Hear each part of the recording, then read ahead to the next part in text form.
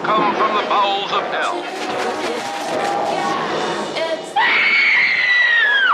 The Dana Gould Hour. Jungle worms and swamp rats run around your feet. I bought a dog that killed the calf, that ate the canary. What is truth? And once again, welcome back. And we're back. It's summertime, and the living is easy. For someone, somewhere, it must be, right? It's summertime and the living is easy. For bears, Will Sloan is here.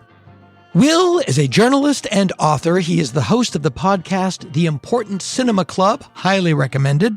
Will has a new book coming out called Ed Wood, Made in Hollywood, USA, which is a serious appraisal of Wood's filmography. No, it doesn't posit that he was actually the greatest filmmaker of all time, but it does make an attempt to put Wood's work into context with regard to what stories he was really trying to tell and keeping in mind the resources he had available to him to tell them. Also, these films are looked at in light of the cultural forces pushing against them at the time, Glen Or Glenda specifically. Alexander Serros is also here. She has a new book out entitled Ida Lupino, Forgotten Auteur.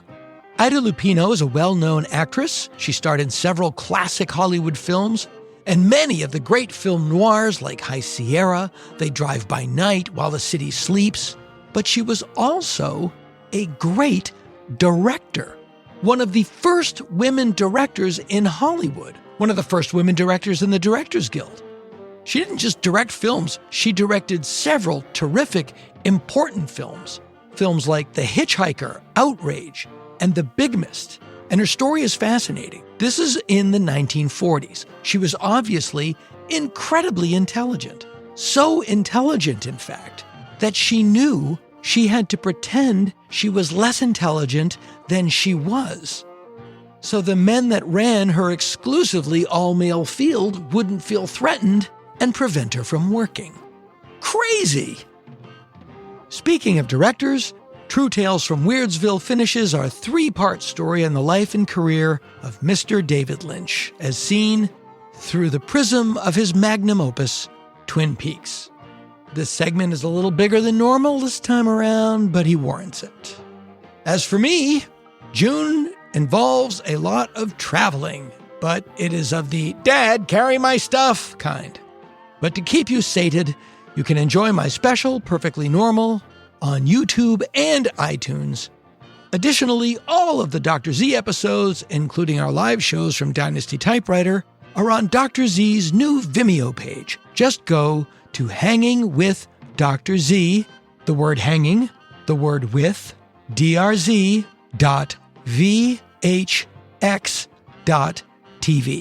Or just go to danagould.com and hit the link, why don't you? In July, things pick up. I will be at the GalaxyCon along with my good friend the Doctor in New Orleans, July 11th, 12th, and 13th. If you are planning on going to Comic-Con, Dr. Z and myself will be performing in San Diego that weekend at the American Comedy Company, Thursday, July 24th through Saturday, July 26th. And then I will be traveling via Comfort Jetliner to Tampa, Florida for Side Splitters, July 31st through August 2nd. If you are a fan of both Dr. Z and True Tales from Weirdsville, you may want to follow me on Substack. Just go to substack.com, search Dana Gould, and subscribe. True Tales from Weirdsville and Hanging with Dr. Z have new text versions. For True Tales, we like to post new pieces and revised segments from the library that I put into written form. And for Dr. Z, it is his written recountings of his showbiz exploits, all on Substack. So give a listen, will ya? Yes, it is a good idea. Thank you very much. For links and details to all this stuff, just visit danagould.com. Lastly, if you like the show and you're not already a member of our Patreon, why don't you consider it? Go to danagould.com and click on the link. We have one level, $5 a month, and you get some stuff. You get some extra audio. You get some extra video. We don't have graduated levels. For $17.50 a month, I'm not going to go to your grandmother's house and give her a home perm. $5 a month, you get some stuff. It's a simple deal for complicated times. And now, it's on to our filthy business.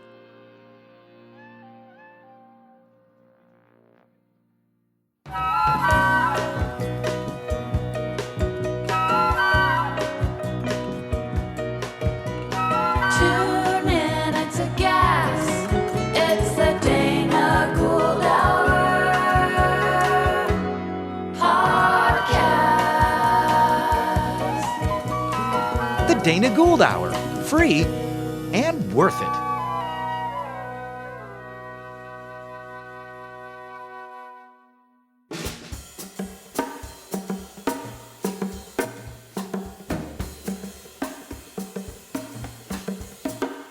It's a murky, gray, kind of chilly morning high atop the Mulholland Drive view shelf here in sometimes sunny Southern California, here in the former United States.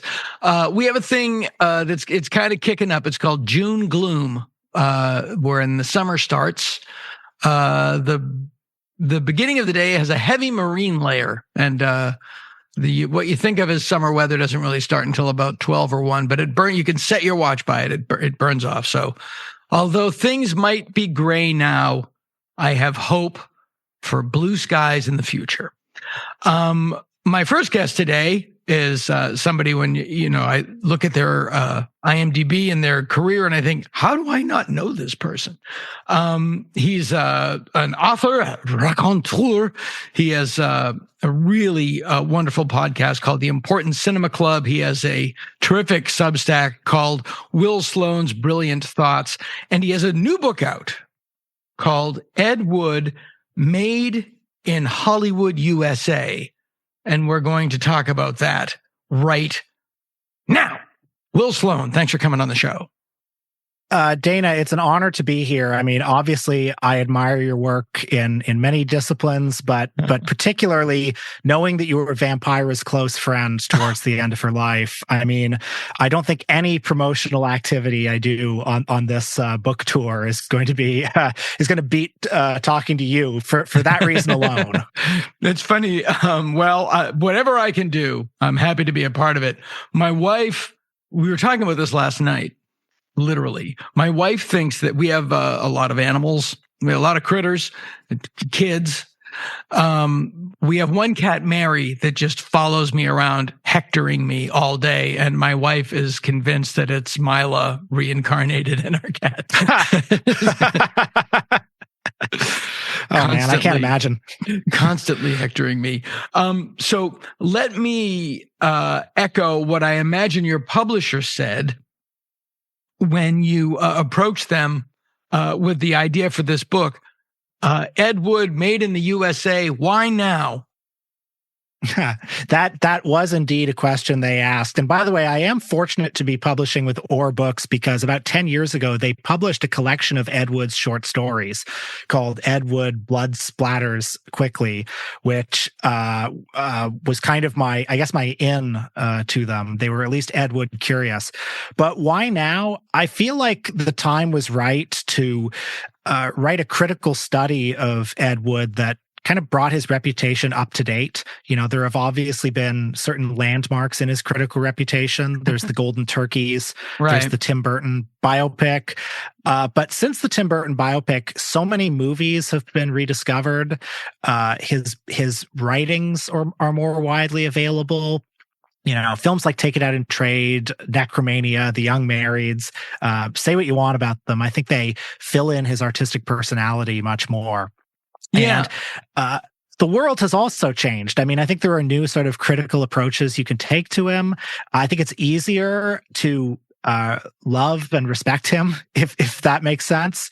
So I wanted to write a book that incorporated all that and looked at his career, you know, holistically, looked at it from beginning to end and tried to trace the artistic personality through it. And I mean, he may have been a bad artist, but he was an artist.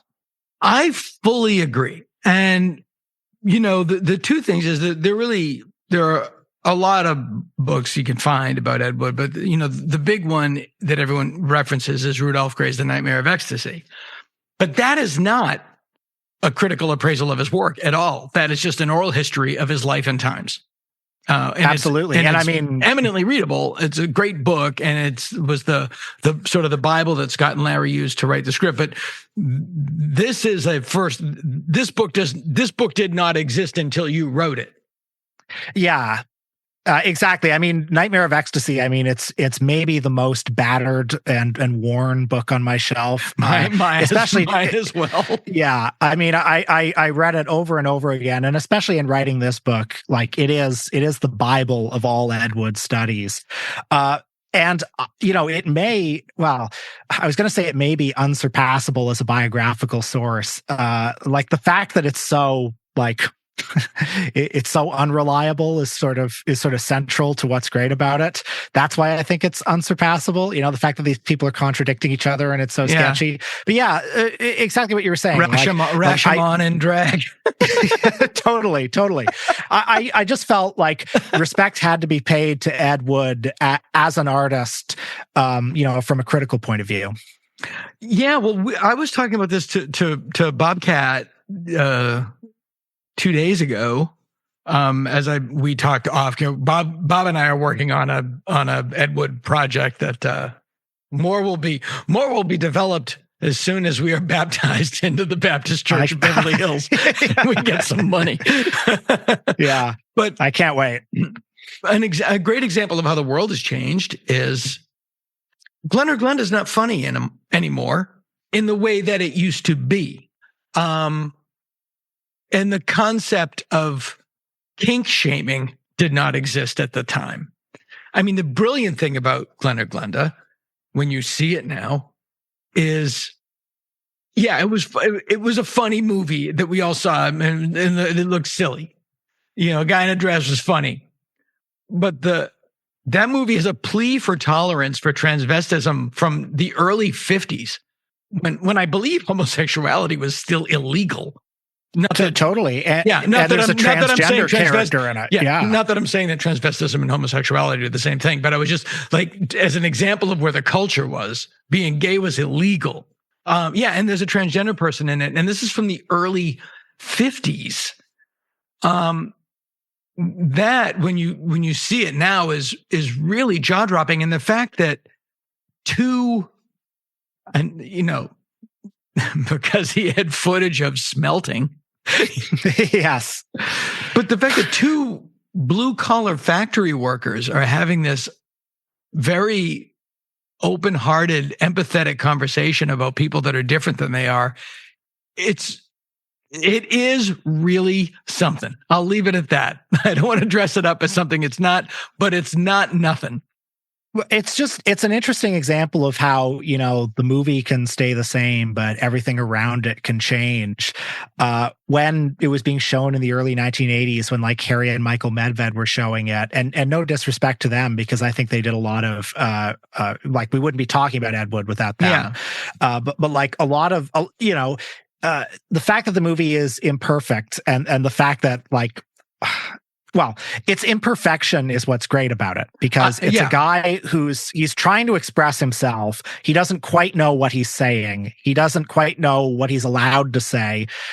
He's not even entirely honest to himself.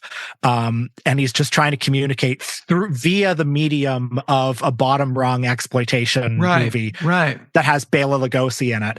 Like all of the internal contradictions of it and the tensions of it, its very imperfection is why I think it's become this sort of beloved document about this pioneering queer text, this pioneering movie about being in the closet. And I've seen it with modern audiences, and it's a roller coaster ride watching it with them, because the movie is very progressive at certain points, and it's also a little bit reactionary at other points, and it's not any one thing. You feel the audience is very sympathetic with it, but there are a lot of times you feel the audience not sure quite what to think. That's exactly it. And you talking about how time catches up with a movie. I don't think that any other movie like of his is a better example of that. And Scott and Larry have said that when they were writing the biopic, that were they really to do a fully committed dramatic structure, they would have ended with Glen or Glenda, because that was the movie that was his personal statement, but they didn't want to futz with the timeline that much. But yeah, it really is. That's what this guy wanted to say. And you know, we, in researching our project, talked to people that knew him and people that knew the people that knew him. And I guess gender fluid would be the thing. Like his drag persona was a person to him.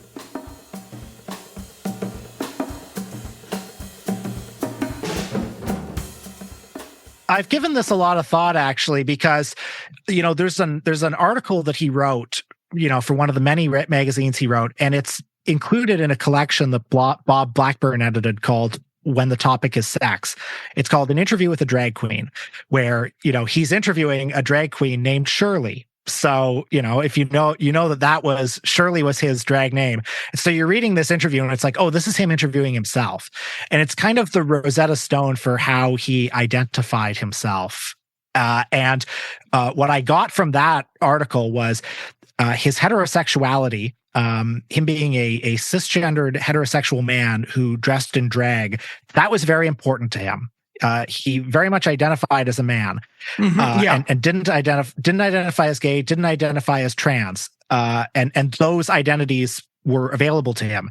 That said, I'm not quite ready to close the door on all questions of his sexuality yet, because when you read his books, like, he is really obsessed with the idea of passing.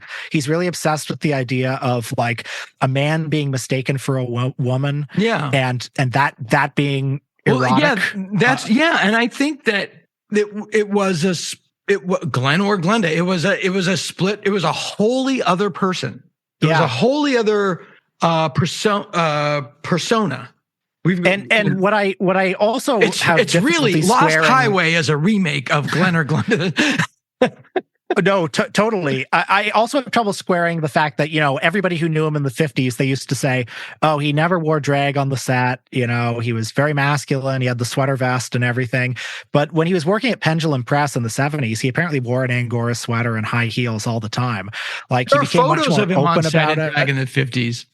Yeah, like he became more and more open about it, and yeah, all of that's interesting. So, you know, you mentioned Scott and Larry and how they structured the screenplay. There's something that they said, one of them said, that was very informative to the book. They, you know, it's what you said. It's that ending the movie with Glen or Glenda would have been triumphant, and like, it makes sense that, like, they end it with the Plan 9 from outer space. It's almost the Once Upon a Time in Hollywood ending that the movie has, where it's like almost a drift into fantasy at the end, because the implication is, well, who wants to watch a movie about a bad artist who failed? Right.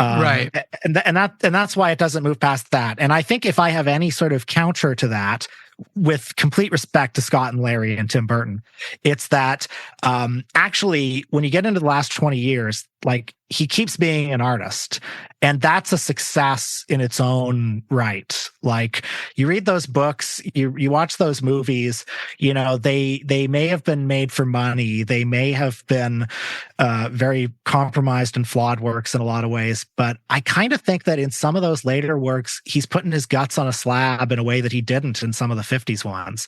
I think a book like Diary of a Transvestite Hooker is in certain angles more personal than Bride of the Monster is. I mean, it's apples and oranges. Oh, but, yeah, I completely. I mean, it's very.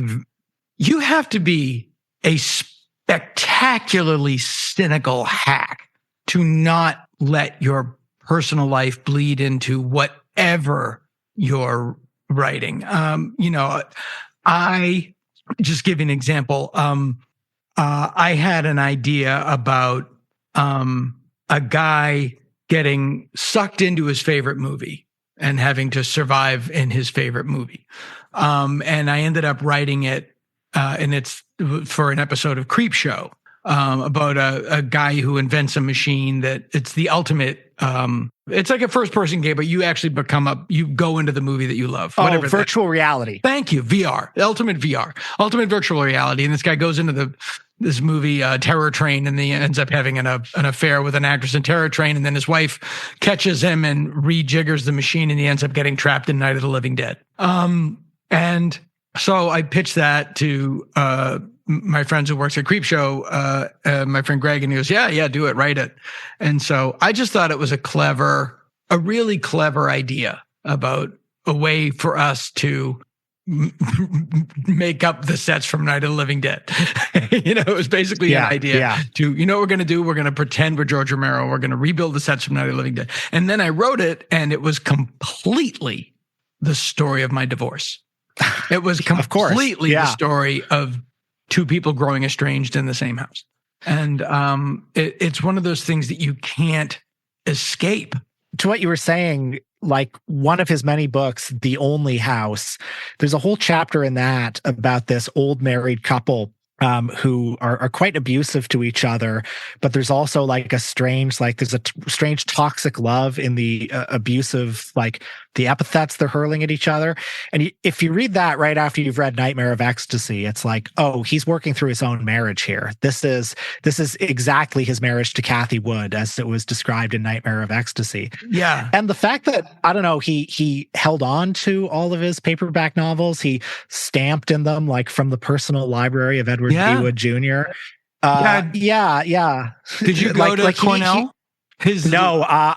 Although I did go to at the Boo Hooray Gallery in New York about 10 years ago when they had the exhibit for it.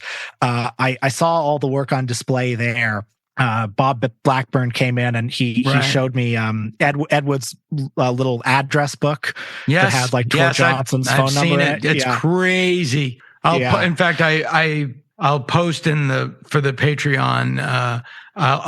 It's like Criswell, Tor, just these numbers. It's mind-boggling.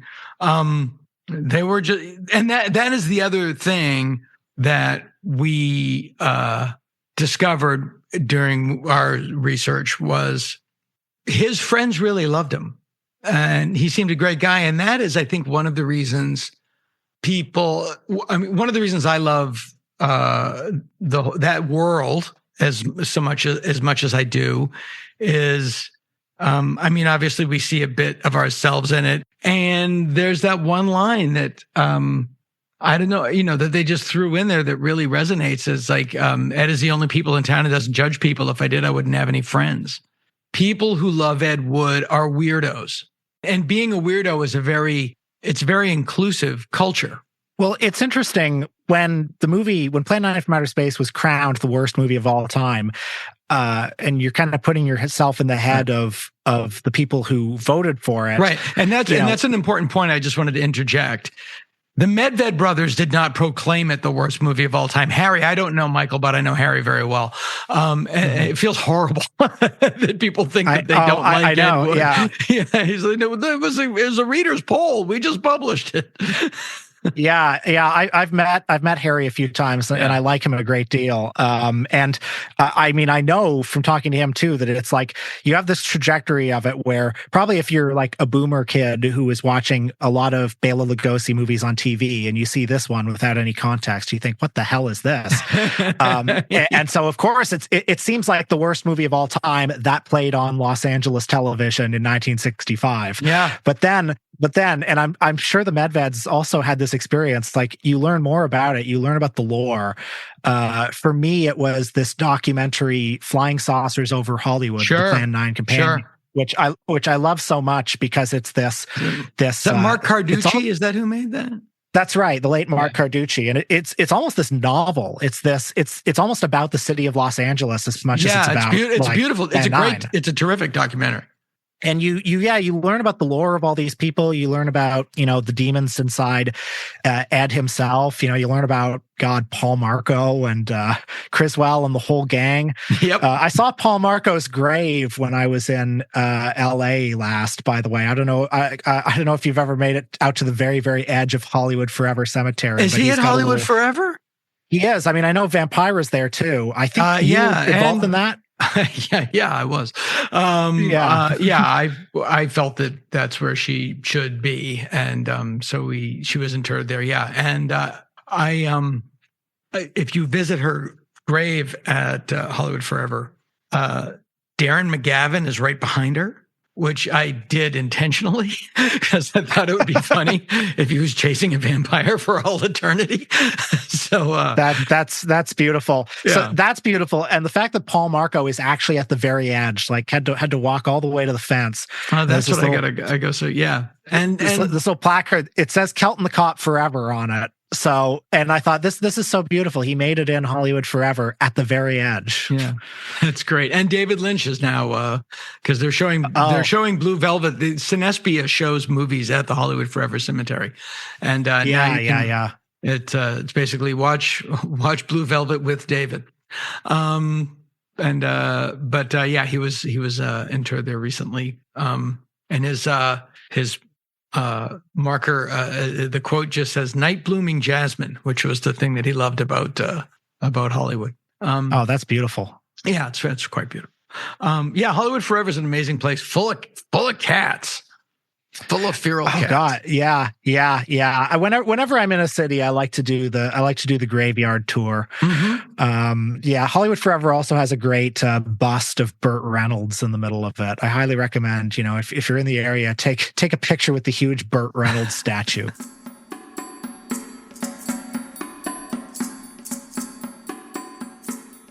The Ramones sort of symbolize the level of culture that kept Ed Wood alive. Punk bands that I grew up with all loved him, and they picked up the banner and kept him alive. And because it's the same attitude. It's like, yeah, we're the weirdos and the misfits. Come over here. Walking down the street with my wife, and somebody had a sweatshirt that said, "You can't sit with us." And I got angry. I was like, that's completely wrong. That shirt should say, "You can sit with us." That's the whole point. Absolutely. Yeah, come over here. You can sit with us. And, I feel like when the Golden Turkey moment was happening, there was almost kind of like a parallel moment. Among like punk musicians who, I know the Misfits loved Vampira. I know that, there was a kind of like CBGB crowd who loved the Ed Wood movies. They would play it at they would play Plan 9 at Club 57, and they would sort of love him, the Lower East Side types would sort of love him as this outsider artist. By the way, I saw you on Harry Medved's show, Location Land. And the last time I was in LA, I kind of did the Ed Wood tour myself. I drove out to the Valley. I saw Tor Johnson's house. I went to Yucca and Cahuenga, and I saw his last apartment. Don't end the tour at Yucca and Cahuenga. It's a bit of a downer. No. I ended it outside Gold Diggers. Just as well played, a triumphant note to end on. Yeah. I didn't realize that Gold Diggers was so close to Hollywood Forever. It's just like 2 blocks down. I know. Yeah. No, I was stunned when I was there. And I was telling, all my LA friends, like, oh my God, I saw Gold Diggers, it's like right where they shot Plan 9. They're like, oh yeah, Gold Diggers. I drive past that all the time. It's like, no, you don't understand. History is in your midst. I know. I wanted to shoot my special at Gold Diggers. I'd just like to say, like, this is where they shot Plan 9 from outer space. It is. And, it's the same thing that Ed Wood loved, and it's this same thing that David Lynch loved. It's like, loved Hollywood, loved the idea of Hollywood. David Lynch was filling out a form with his daughter, who was, I think, 7 at the time, or 8, and it was like Los Angeles. He goes, "No, you don't live in Los Angeles. You live in Hollywood." That's right. Yeah. I love that. Just out of curiosity, Like where do you stand on the later Ed Wood stuff? Like, stuff like The Young Marrieds, Necromania, Take It Out in Trade. Do you get any pleasure out of that stuff at all? I enjoy Night of the Ghouls. I enjoy Orgy of the Dead. Oh, yeah. Torture, it pleasures me. I mean, there's a lot of Operation Red Light, which was he did not direct, but he wrote and starred in, and it remains unfinished. But at this point, I put it in a separate bin from what we call the big three. Even though there was more, Glen Or Glenda brought the most of Plan 9, and I know he made others. Also because it's in color, it's just a different era than that sort of mid-century monster movie kind of aesthetic that people love so much. I do enjoy them, but they're less story oriented than you gotta, as they called them at the time, you gotta show the ticket sellers. Well, speaking of David Lynch, I sort of think his career parallels the structure of Mulholland Drive in a way, where it's like the first half of it is a dream and the second half is reality. It's like you've got this boy who dreamed of being in Hollywood, who grew up in Poughkeepsie. He dreamed of making Bela Lugosi horror movies, and then he makes these kind of facsimiles of the movies that he loved growing up, these dreamscapes, and then he wakes up and he's directing Necromania in the valley somewhere. I didn't know that John Landis met Ed Wood. I know. He said that in an interview at one point. John Landis was, I guess, doing a preview screening of Schlock, his first movie. Right. And Forrest J. Ackerman came, and Forrest J. Ackerman's date was a shabby, bad-smelling, slightly inebriated gentleman who was Ed Wood. And Landis, to his credit, immediately knew who he was. He was like, "Oh, you're Ed Wood. You made Bride of the Monster." Right. And Ed Wood was apparently kind of flabbergasted that Landis knew who he was. And the thought of the two of them meeting, it just feels like worlds colliding, not just different eras, but different classes. Totally. Almost, yeah. It's a tribute to John that John doesn't make that distinction. Yeah. It's like, hey, you made a movie, I made a movie. And for people that badmouth Ed and thus and such, I always go to yes, everything you say might be true. How many movies have you gotten made? This is why, I find Glen Or Glenda easy. Glen Or Glenda is more enjoyable to watch with an audience than Plan 9 from Outer Spaces, because Plan 9 sort of invites the ironic reaction. And I'm going to sound like a fuddy-duddy by saying this because obviously it's funny, the tombstone falls over, the flying saucer on the string. Obviously you laugh at it.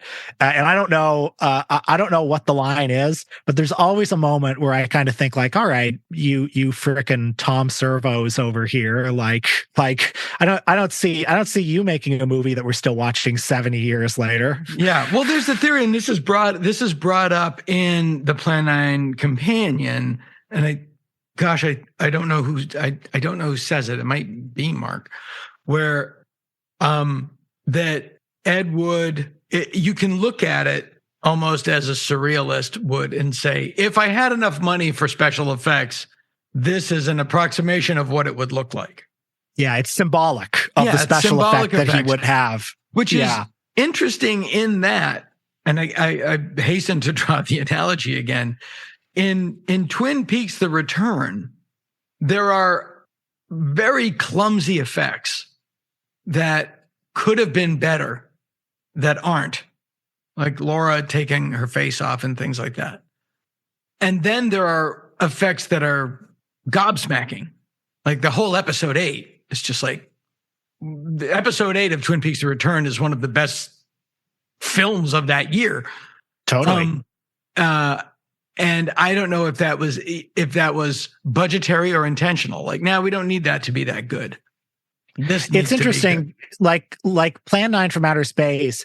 I've probably seen it 20 or 30 times in my life. And after the first 4 or 5 times, you stop laughing at the string on the flying saucer. Yeah. Because I think he kind of accidentally or otherwise, he does create a dreamlike reality in that movie. The cemetery set, you're obviously aware that it's it looks fake, but because it's this impossible space, because the black backdrop at a certain point just becomes a backdrop, and you kind of don't know where you are in this cemetery. Like, you're lost in this cemetery, and that creates a dreamlike mood. You know, whether it's the one he wanted or not, it's powerful. Yeah, I agree, and it's also just the language of film. The cab ride with Bruce Willis in Pulp Fiction. I mean, that is a screamingly obvious green screen, probably blue screen at that time. But I think it was his homage to Detour, but who knows what it was. But it's like, there's no way he saw that and went, great, a photorealistic cab ride, put it in the movie. And Detour is another example of, you create whatever reality the movie requires.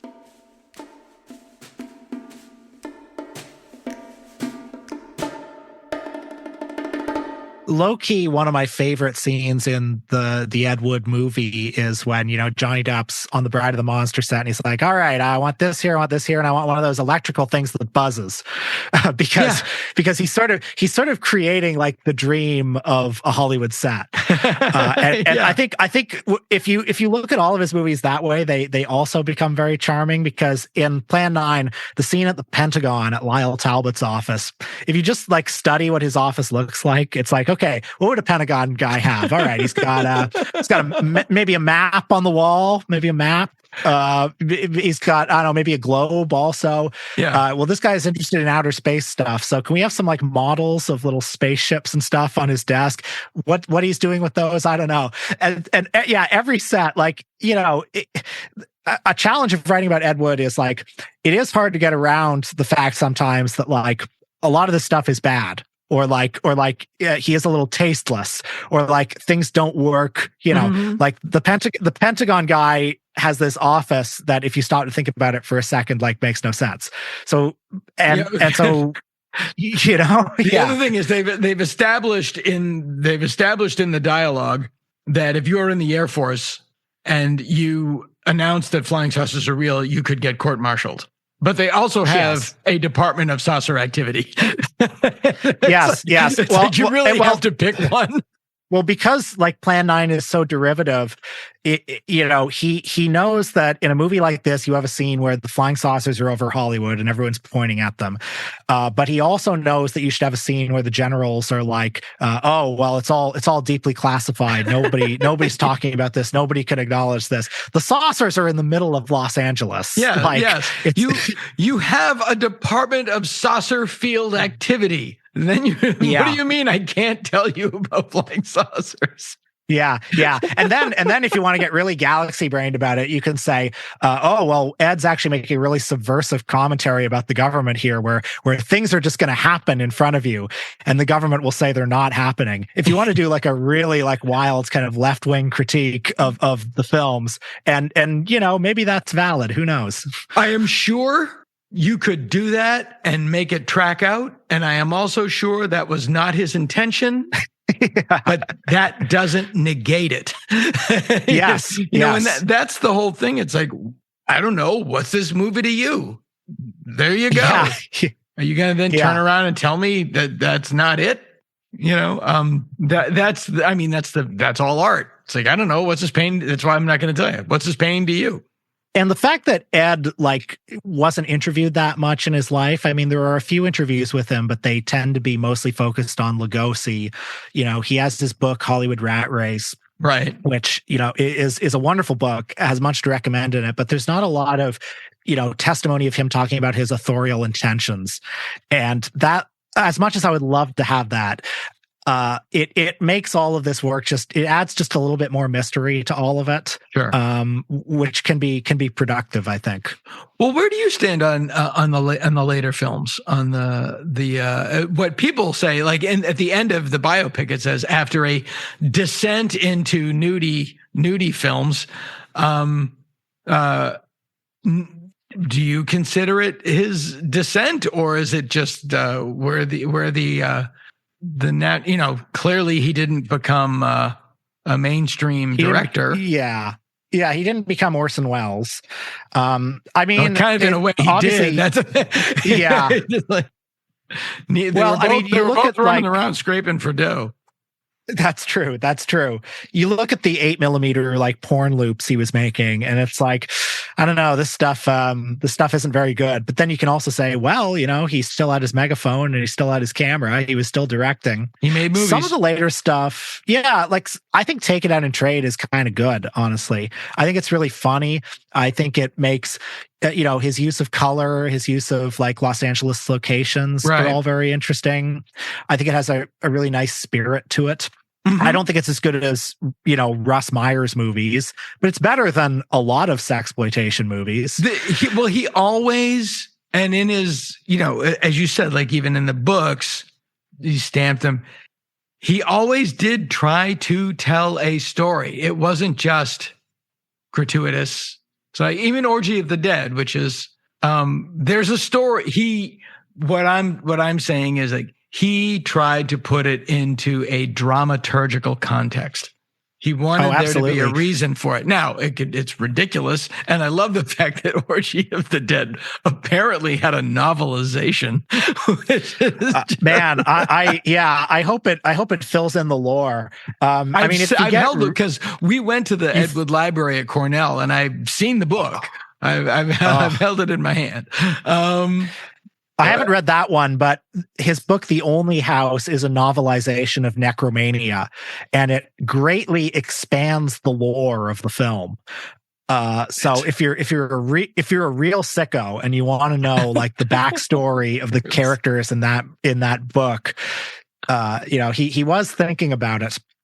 But I do even like, I like that would the be a young great married business card. Dana Gould, real sicko. Yeah. I like Necromania and The Young Marrieds because I do think they continue the preoccupations that he had from the beginning of his career. They're both very much movies about like performing masculinity and performing femininity. Yep. Like I also just like seeing the echoes of things that he likes, things that he used to like, the little touches of Necromania, the haunted house atmosphere of it. Now, atmosphere might be too strong a word. For those people who are listening that have not seen or are familiar with Necromania, give us a what's the elevator pitch? You're pitching me Necromania. Necromania is a hardcore pornographic film. It's not quite an hour long, so you can watch it on your lunch hour, preferably at your cubicle at work. Preferably not while you're eating. Yeah. It's about a couple who they're what might have been called at the time a frigid couple. They're having some trouble in a certain area of their marriage. And so they come to call that Madam, the bathing suit area. Yeah, that's right. They come to Madam Heales's sanitarium, which is also a haunted house. As they go in, the man says, "Any minute, I expect Bela Lugosi to pop out of one of these doors," and I like that. And it ends. They go off on their own, and they have various sexual misadventures that sort of light the spark underneath them again. And it ends with a sex scene in a coffin that was apparently owned by Criswell in real life. Yes, he did have a coffin. The Young Marrieds, like that's a harder one. It doesn't have the supernatural elements that people like in Ed Wood movies, but it does end on this ambiguously queer note that, if you're writing your book on Ed Wood, can have you calling back to lots of other things that he did in his career.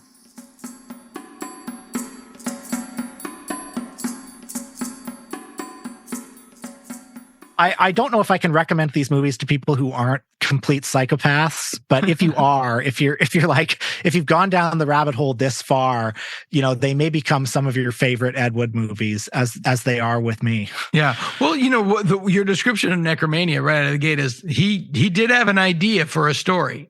Oh yeah. This happens and this happens and this happens. And that's all a story is.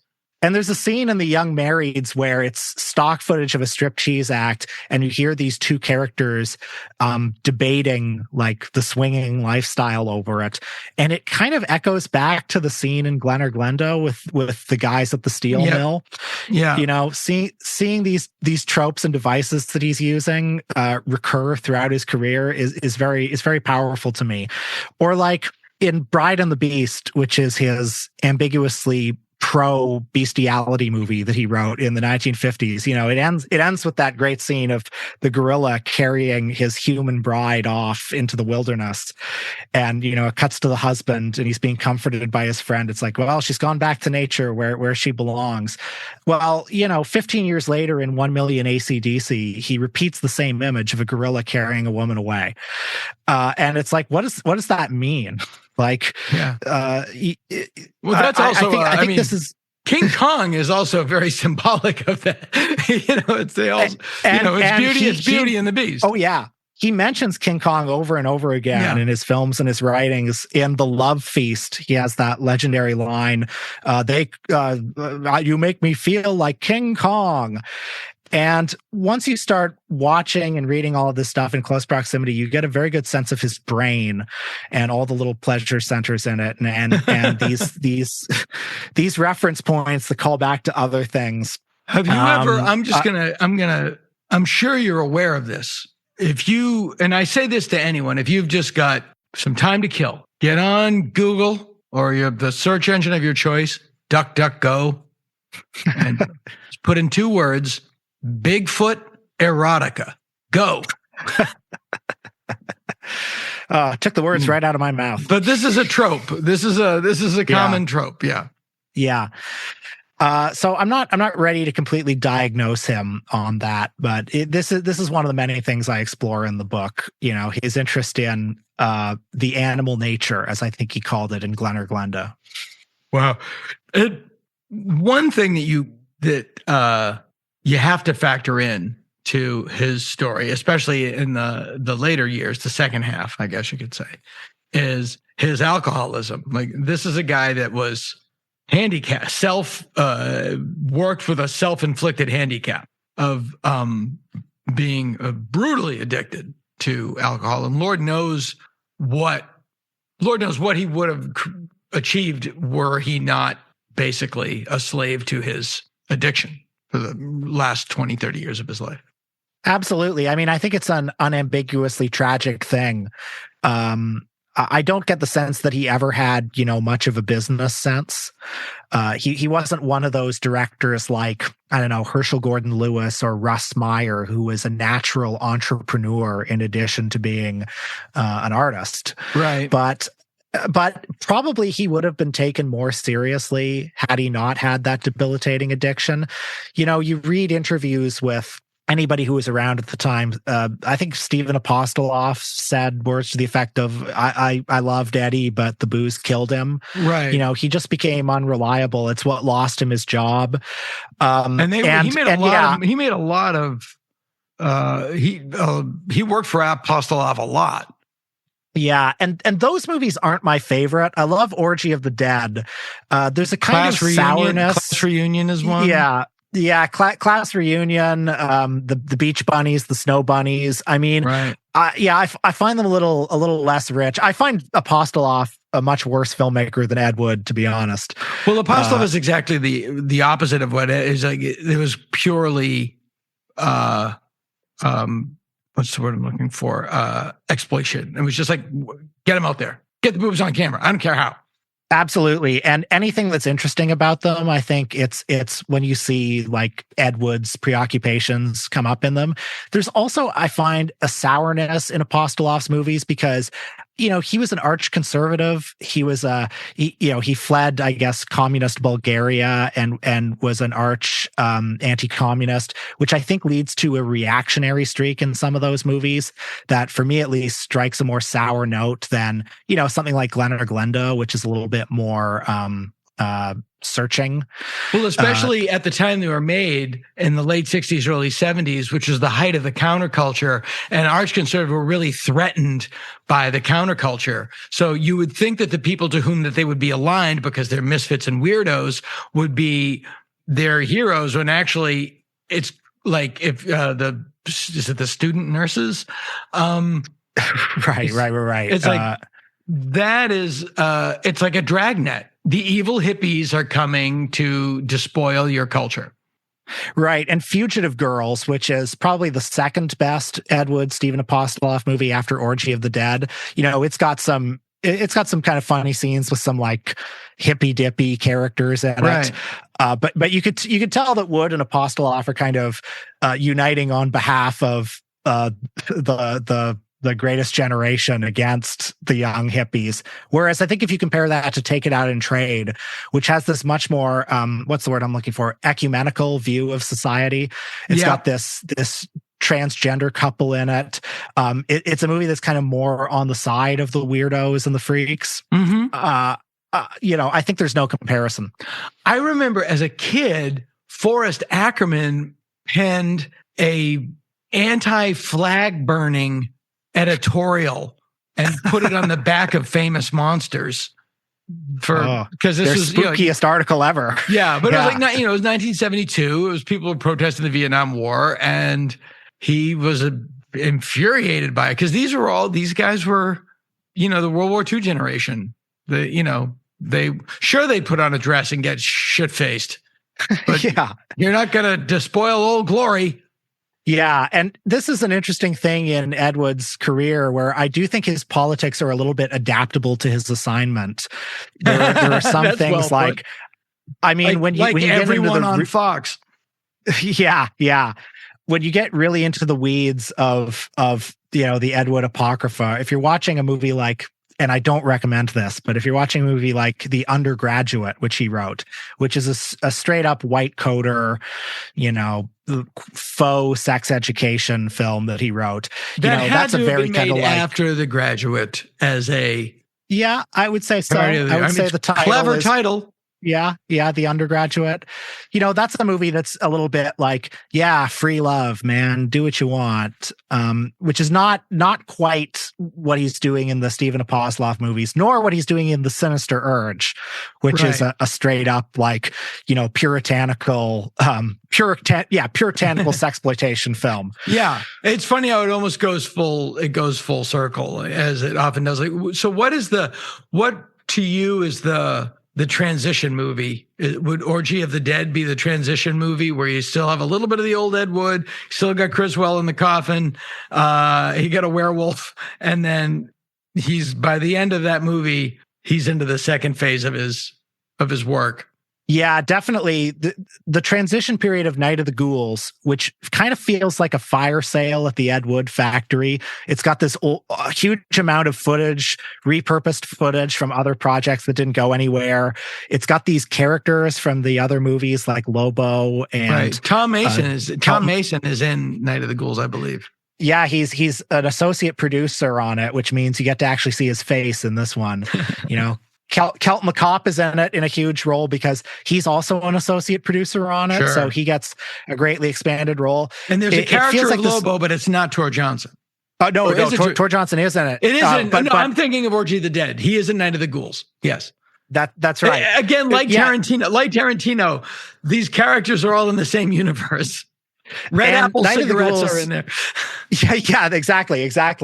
Night of the Ghouls just feels like the last garage sale before it all closes. And then the Sinister Urge is this first like dip into the world of sexploitation. And I mean, this is definitely reading too deep into it, but it opens with like a young girl who's fresh off the bus in Hollywood, who wants to be a star, who gets killed by this sinister smut racket, and her name is Shirley. And I would love to think that on subconscious level, Ed Wood was thinking about his own eventual descent into pornography by doing this. Like he was once, a bright-eyed idealist from Poughkeepsie, New York, who was fresh off the bus in Hollywood and wanted to make monster movies. And now here he is getting swallowed up into the world of sin and vice. He really is Naomi Watts. Yeah, exactly.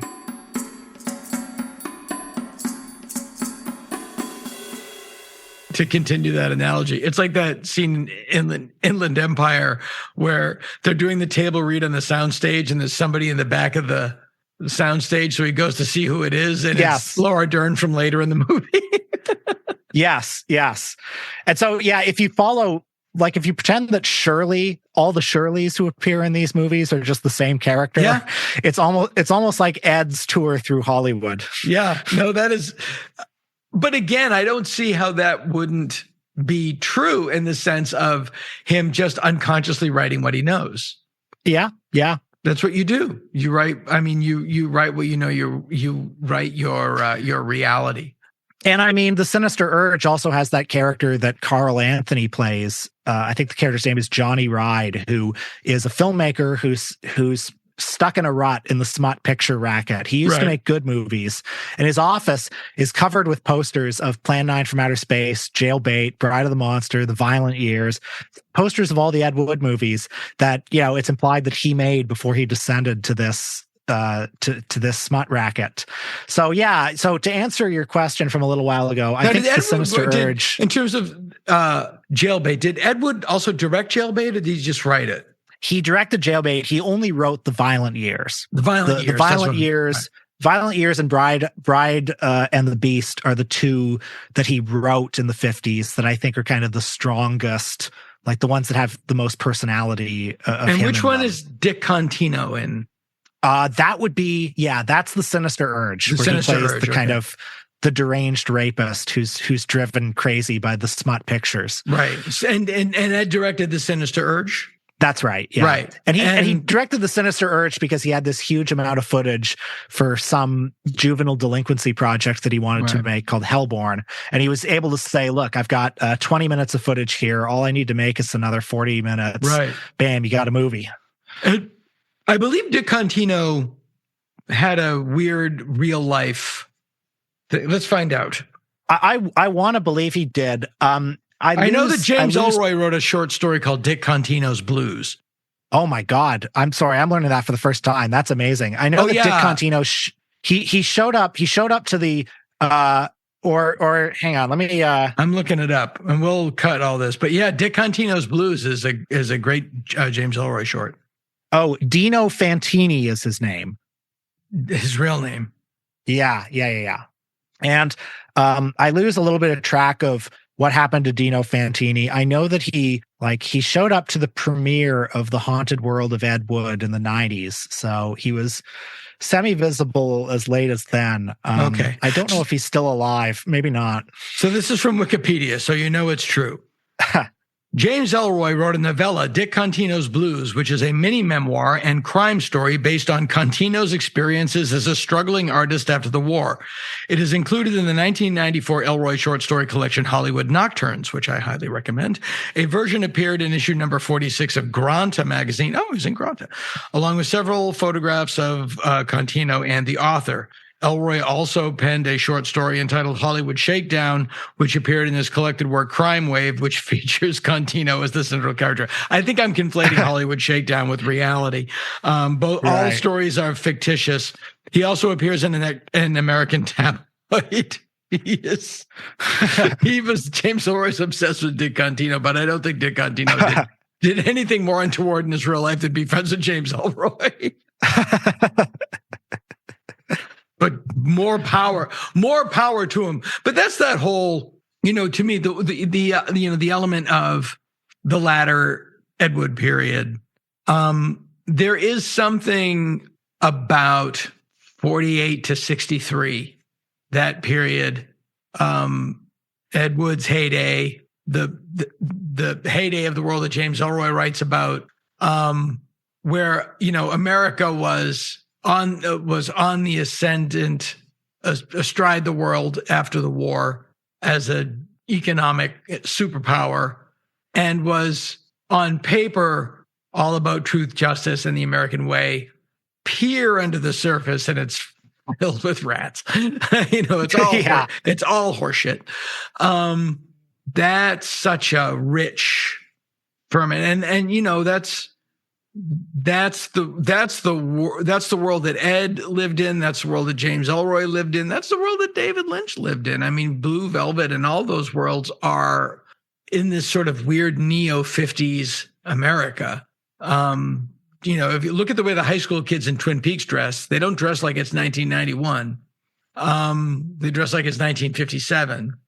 And this is why Glen or Glenda, I think, is so powerful, because when you watch that movie with an audience now, the scene at the end where the narrator basically says, "Oh, don't worry, Glenn's given up his cross-dressing. He's found his sister, his wife, his everything he needs, and his beautiful wife Barbara." And it ends with the two of them, like, this quintessential '50s couple. You watch it with an audience, and the audience doesn't quite know what to do with that. I think that feels like the ending of Blue Velvet. I think it has this like oddly unsettling quality, even if he didn't intend it that way, Yeah, it's like, that's not true. Exactly, yeah. And because you also know who made it. Like, right. He didn't give up his cross-dressing. Yeah. And and the whole point of the movie is that he shouldn't have to. Yes, exactly. Just thinking about it because of where this conversation went. Denise Bryson, in David Duchovny's character in Twin Peaks, was in 1991 a transgender character, but was an FBI agent that just happened to be transgender. Yeah. That was the only, and yeah, people laughed, but the character was played straight, so ahead of its time.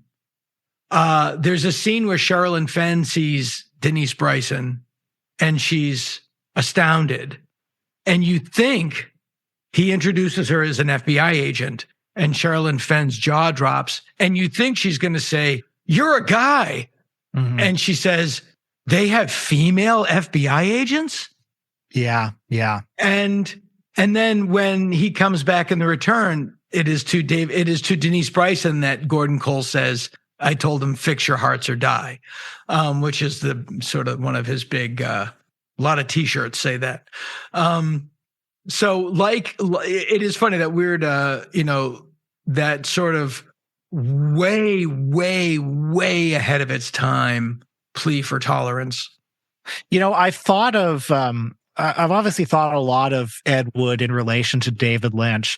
And I think I could stand to think about it a little more, because the fact that the two of them, had an interest and an empathy for people, for transgender people at a time when they were marginalized, shall we say, that's, I think, consistent with both of their interests. And God, I'm not even sure what words I would use, but they're not just interested in the way things are supposed to be. Yeah, that's well put. They're interested to whole other realms of possibility. I don't know if Ed Wood himself practiced transcendental meditation. Probably not, but he seems tapped into the reality. Same. Like, yeah. He seems tapped into the similar ways of thinking. He is, and both men were killed by their addictions. Ed Wood, booze, and David Lynch, cigarettes. David Lynch knows. You look at Blue Velvet, that the American dream is a dream, and that you look, look in the grass and you'll see a bunch of bugs and a human ear. I think Ed Wood did believe it and aspired to it, or maybe that Absolutely. was just being a product of his time. People weren't ready to admit it was horseshit yet. Yeah, I think I agree with you. I think he did believe it. But he also had other feelings that he probably wasn't able to, he didn't have the tools to articulate. When Criswell talks about entering a world between the living and the dead, that's kind of the same world that Lynch likes to travel in.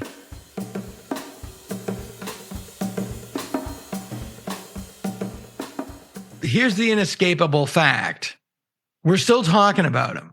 Mm-hmm. And like you were talking about, you talk about David Lynch, like, he's obviously a much bigger cultural force. Oh yeah. But Inland Empire, so like we're still talking about Inland Empire. Yeah, a film that many people say doesn't work. The weird thing about him specifically is he became, like, every day you would go in and check in with David Lynch, but because the world was ending and you didn't know what was going on, but Blue Skies and Golden Sunshine, it lifted your spirits. And I don't think Beautifully people will understand how much that meant to people. And it also was like, yeah, we can still be weird. And that's why when he passed, it was such a gut punch, because it was the timing with the election and the results, the fires. And then it was like, well, the world can't get any worse. Hang on. We have one more. It was like Bowie dying in 2016. And it was like, oh, things can't get worse. Wait a minute. We have one. We got one. What if we did this? It's funny. Lynch dying, and I think when Trump was elected the first time, I think Leonard Cohen died maybe 5 days after. Yeah, and Bowie. I remember thinking, and Bowie. Yeah, and I remember thinking, like, well, like that sucks, but I'm glad to be thinking about something that's not Trump. I'm glad to be thinking about Leonard Cohen, which is something that I like. Yeah, exactly. Yeah. But it's also important in that this, the spirit, it doesn't change who you are. Yeah. It doesn't change who you are. And really what all of this work boils down to with both of these guys and everybody else and all the music we like, and the Ramones and the Cramps, whoever, Leonard Cohen, Mr. Rogers. It's, you're great. Like what you like, make what you want to make, and you can sit with us. I mean, that's the right, through line that connects all of these people. And that's why I think people hold them so close, Yeah. I know when the Bob's Big Boy that he used to visit in Burbank became an impromptu shrine in January, and people would go and put stuff on the Bob's Big Boy statue. And, I went down and yeah, it was just everybody was just standing there. And it was and the city was on fire. But it was very important. Well, yeah, like David Lynch, I guess another thing he has in common with Ed Wood is, and again, I think Lynch was probably more self-aware about this than Wood was, but there is a sort of rejection of certain hierarchies in his life and career. Lynch obviously didn't distinguish between different art forms. It was all this huge rush of creativity for him. He also didn't distinguish, like the cast of Twin Peaks: The Return is sort of similar to the cast of Plan 9 from Outer Space. Yes. And it's all these people from different walks of life. Frankly, Lost Highway is like this too, where it's Bill Pullman, Patricia Arquette. It's also Richard Pryor. It's also Robert Blake. It's the guy from The Crow. I'm sorry, I'm forgetting his name. I know you're talking about the guy with the forehead. I hate to have to call him that. Yeah. He was the guy that fired the gun.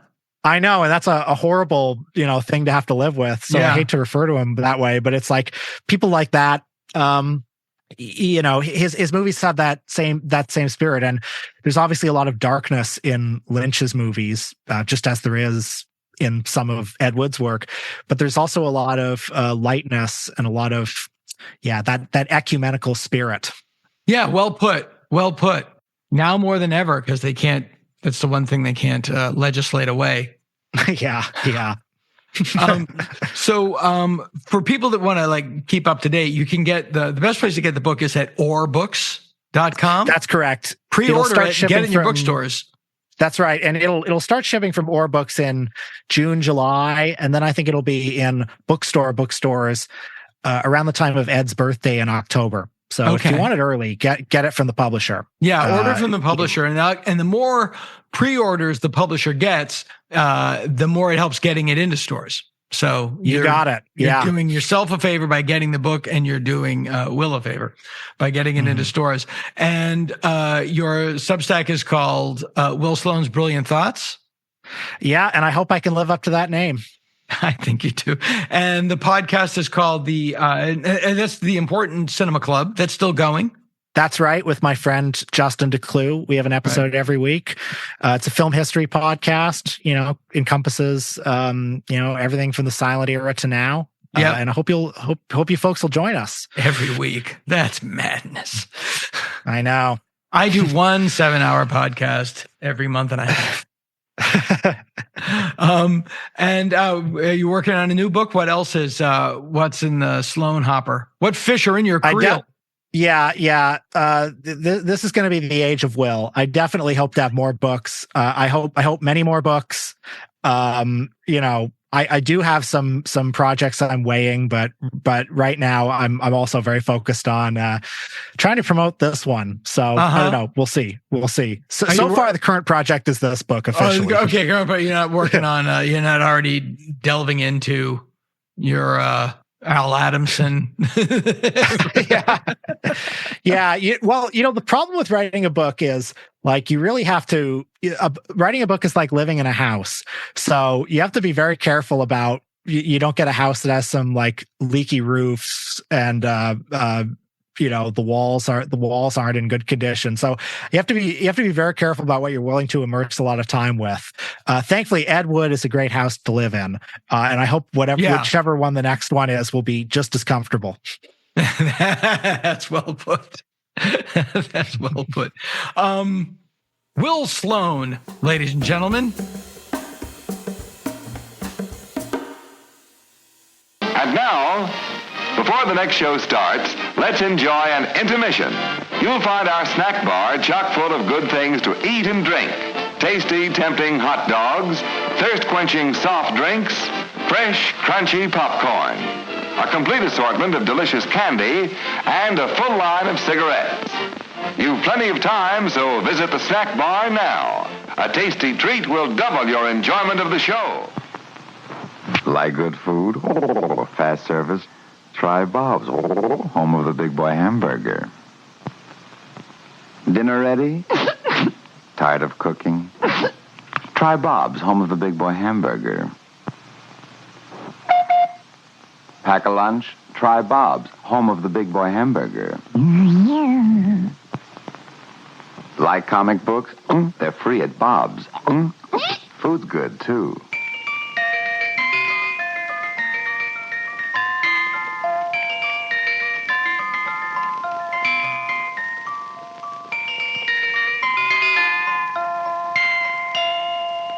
Now listen, now listen, now listen. They're true tales from Weirdsville, tales from Weirdsville, and they're true. Can your heart stand the shocking facts? On the very early morning of June 13th, 1994, just 10 minutes after midnight, a man heard a dog barking incessantly somewhere down the street from his home on Bundy Drive in Brentwood, California. Brentwood is a very quiet, very secluded, very expensive residential area just northwest of Beverly Hills, where luxury cars line quiet streets full of giant houses. The man walked outside to investigate and found the barking dog, an Akita, which is like a husky. The dog was wandering down the middle of the street. Its paws were covered in blood. The neighbor followed the bloody paw prints back to a nearby house where he saw a human body lying in a puddle of said blood on the front walk. There was another body lying just a few feet away. The police were called to the scene and the bodies were identified. One was a waiter from the nearby Mezzaluna restaurant, a 25-year-old kid named Ron Goldman. The other was the owner of the house, 35-year-old Nicole Brown Simpson, the ex-wife of celebrity football star O.J. Simpson. The police called Simpson, who had just arrived in Chicago for a corporate event, having flown there earlier that evening, and informed him that his ex-wife was dead. O.J. sounded stunned. Nicole is dead? Oh my God, Nicole is dead? Amidst all the shock and the stunned silence and the repeating over and over, Nicole is dead, there was one thing that Simpson did not say. At no point in the call did he ask, "What happened?" O.J. Simpson's subsequent arrest, Bronco chase, and trial was the story of 1994 and 1995. Everyone was glued to their TV set. Film director David Lynch was no exception. Now, only a few years earlier, in the summer of 1990, when his TV series Twin Peaks dominated the pop culture landscape and his film Wild at Heart had won the Palme d'Or at Cannes, Lynch was one of the biggest stories. He was a man of his time. The 80s had ended, and the first George Bush presidency from 89 to 93 saw a souring of the economy, a war in Kuwait, and the start of the virulent left-right political divide that has since come to define our culture. Everybody knew that we weren't all that we said we were to ourselves, and David Lynch's dark vision was just what the doctor ordered. But that brief window of time did not stay open long. By 1992, when the TV series theatrical spin-off Twin Peaks Fire Walk With Me was released, Lynch's unique tone and storytelling style seemed to many like an overused, tired shtick. He must have had whiplash. And so, he retreated. Although still maintaining his home in Los Angeles, Lynch and his partner, Mary Sweeney, with their newborn son in tow, bought a house on Lake Mendota in Wisconsin. Although he never stopped working, he continued to paint, design furniture, and direct the odd commercial now and again. But for the most part, he stayed clear of the limelight and recharged his batteries. To use his own phrase, he went fishing for ideas. And watching the trial of O.J. Simpson, he hooked one. What fascinated Lynch was O.J. Simpson's behavior. Lynch, like most people, believed that O.J. was guilty. There was never a credible alternate theory of the case, unless, as Bob Odenkirk said at the time, you believed in drug dealers on jetpacks with machetes for hands. Upon his acquittal, O.J. shrugged, smirked, and went back to golfing. Lynch began to wonder what kind of mental calisthenics would allow one to achieve such a state. It was as if Simpson had convinced himself of his own innocence. Because he could never conceive of doing what he did, it had to have been some other person entirely. Lynch married that idea with another one that he'd been toying with, one that, supposedly, he came up with on set during the very last day of shooting on Twin Peaks Fire Walk With Me. The idea of a couple waking up and finding a videotape on their front step. And when they play the tape, it's a video of them. Lynch called Barry Gifford, who had written the novel Wild at Heart, and the two men, after a little back and forthing, wrote the script for a heady, atmospheric film noir that took its title from a line in Gifford's book, Night Creatures, Lost Highway. Now that's all well and good, but let's remember, Lynch was cold fish in Hollywood at this time. Re-enter the French. Lost Highway, like Twin Peaks Fire Walk With Me, was made in America with French funding. The story is set in Los Angeles, but it's David Lynch's Los Angeles, a goth-tinged, quasi-mid-century Los Angeles where girls who look like Betty Page and guys who dress like Fonzie dance to Nine Inch Nails and Marilyn Manson. Released in 1997, it was Lynch's first film in 5 years. The reviews were mixed.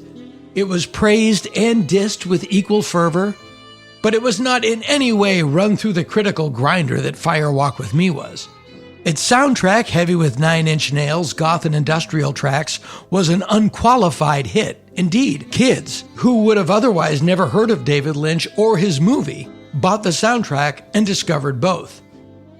Lynch's collaboration with Trent Reznor put both men on the cover of Rolling Stone, with Reznor front and center and Lynch lurking impishly over his shoulder. The magazine's reviewer gushed over the film, claiming, somewhat over-enthusiastically, that it was Lynch's best film to date. What Lost Highway was the first salvo in a new phase of Lynch's career and creativity. One in which he embraced a wholly new and different approach to storytelling. It was, no doubt, unapologetically challenging. David Foster Wallace wrote a now famous piece on Lynch in Premiere magazine that was published prior to the film's release. There was a lot of buzz around it being his first movie in half a decade. In the piece, Wallace questioned whether Lynch, and I quote, gives a shit whether his reputation is rehabilitated or not. This attitude, like Lynch himself, like his work, seems grandly admirable and sort of nuts. Indeed, when Siskel and Ebert both panned the film, Ebert maintaining a streak of not liking any Lynch movie since Eraserhead, he had the Lost Highway poster amended to include the tagline, 2 thumbs down, 2 more great reasons to see Lost Highway. And as someone who saw that poster at the time, I can assure you it did make you want to see it. Author Martha Nachemson has written 2 books about Lynch, The Passion of David Lynch, which covers everything up to Fire Walk with Me, and David Lynch Swerves, where, informed by long conversations with the director, she examines everything from Lost Highway onward, a period in which, as the title suggests, Lynch began approaching his film work from a new direction. This combined his spiritual beliefs. Lynch was a dedicated vocal proponent of transcendental meditation, his attitudes towards modern society as laid out in the ancient Hindu Holy Vedas, which speaks of reality as a multi-tiered crudité of perception and potential experience, with a dash of quantum mechanics and the unified field theory thrown in for good measure. It is a mouthful, to be sure, but if you chew on it long enough, you can get it down, and you will begin to see that there was a method to the madness. Let's start with the practice of transcendental meditation. TM, which I practice, allows one to transcend to a different level of consciousness, a place Lynch described in his book on TM and the creative process, Catching the Big Fish, as an ocean of creativity. In its simplest explanation, TM allows you to enter a dream state even though you're not asleep. Lynch employed this, we'll call it dream logic, into everything he did from Lost Highway on. In Lost Highway, jazz saxophonist Fred Madison, played by Bill Pullman, living in a dark house and trapped in a dying marriage, gets a message on his front door intercom telling him that Dick Laurent is dead. Only Fred doesn't know who Dick Laurent is. Then he and his wife, played by Patricia Arquette, begin receiving videotapes at their front door. The tapes contain footage of their house and later of themselves asleep inside their house. Later, at a party, Fred is confronted by a mysterious man. The character's name is Mystery Man, played by Robert Blake. We've met before, haven't we? I don't think so. Where was it you think we met? At your house, don't you remember? No, I don't. Are you sure? Of course. As a matter of fact, I'm there right now. Eventually, Fred wakes up in prison, having learned that he has murdered his wife, although he has no memory of it. But before Fred can go to the electric chair, there's a problem. The guard checking on Fred's cell discovers one morning that Fred isn't there. In his place is a young auto mechanic named Pete Dayton, played by Balthazar Getty. Well, Pete can't go to the electric chair on Fred's behalf, so out he goes. This is Lynch's take on O.J. Simpson's personality displacement, which is called a psychogenic fugue, made literal. Fred, like O.J., does not believe he could have murdered his own wife, so it must have been someone else. But since he actually did murder his wife, he therefore has to become someone else to continue existing. But wherever you go, there you are. Poor Pete Dayton has his own problems. With a nod to Double Indemnity, The Postman Always Rings Twice, and a fistful of other classic noirs, Pete is having a torrid affair with Alice Wakefield, also played by Patricia Arquette, but a different character than Fred Madison's doomed wife. Or is she? Alice Wakefield is involved with a gangster and porn producer named Mr. Eddie, played by Robert Loggia. And before long, Alice has poor, dumb Pete Dayton involved in a scheme to whack Mr. Eddie and get him out of their lives. And his as well, I guess. Duality being the theme of the film, we then find out that Mr. Eddie is also someone else. He goes by another name, Dick Laurent. But before Pete can whack Mr. Eddie / Dick Laurent, he transforms back into Fred Madison. Why? Well, look when it happens. Just as poor Pete Dayton has decided to commit a murder. Fred's attempt to escape his murderous self has failed. He cannot get away from who he is. After he kills Dick Laurent, he watches him die and is then joined by Robert Blake's mystery man, who it seems was an agent of Fred's all along. Madison then has to get the hell out of Dodge, but on his way out of town, he makes a stop. He swings by his house and leaves a message on the intercom. Dick Laurent is dead. His message is heard by him from earlier in the story. Time is a flat circle, and Fred is here to tell Fred that he's a killer, which is bad news for Fred's wife. The film ends with Fred Madison screaming into the black night as he roars across the desert, a line of police cars in hot pursuit. Wherever he goes, whoever he becomes, he can't escape. Fun fact: the film's Robert Blake was later put on trial for killing his own wife. He was exonerated. It also features music by Marilyn Manson, who is accused of doing everything but killing Robert Blake's wife. Although Blake was lauded for his chilling performance, I used to see him at our Whole Foods, and I can assure you he wasn't acting. What you see in Lost Highway is pretty much how Robert Blake used to stand around the bulk bins. Lost Highway put Lynch back on Hollywood's map and things started percolating quickly. Lynch's agent, Tony Krantz, who first encouraged him to try his hand at TV, had since left CAA and was now head of Imagine Television. And he still believed that his old buddy Dave had a hit TV series in him. After having 3 shows crash and burn back to back, Twin Peaks, On the Air, and Hotel Room, Lynch had sworn off TV for good. To send the point home, Twin Peaks' Fire Walk With Me begins with a television set being smashed with an axe. But Krantz felt the time was right and approached Lynch with an idea for a series. An idea of Lynch's, in fact, from several years ago. This idea began life as a potential Twin Peaks spin-off.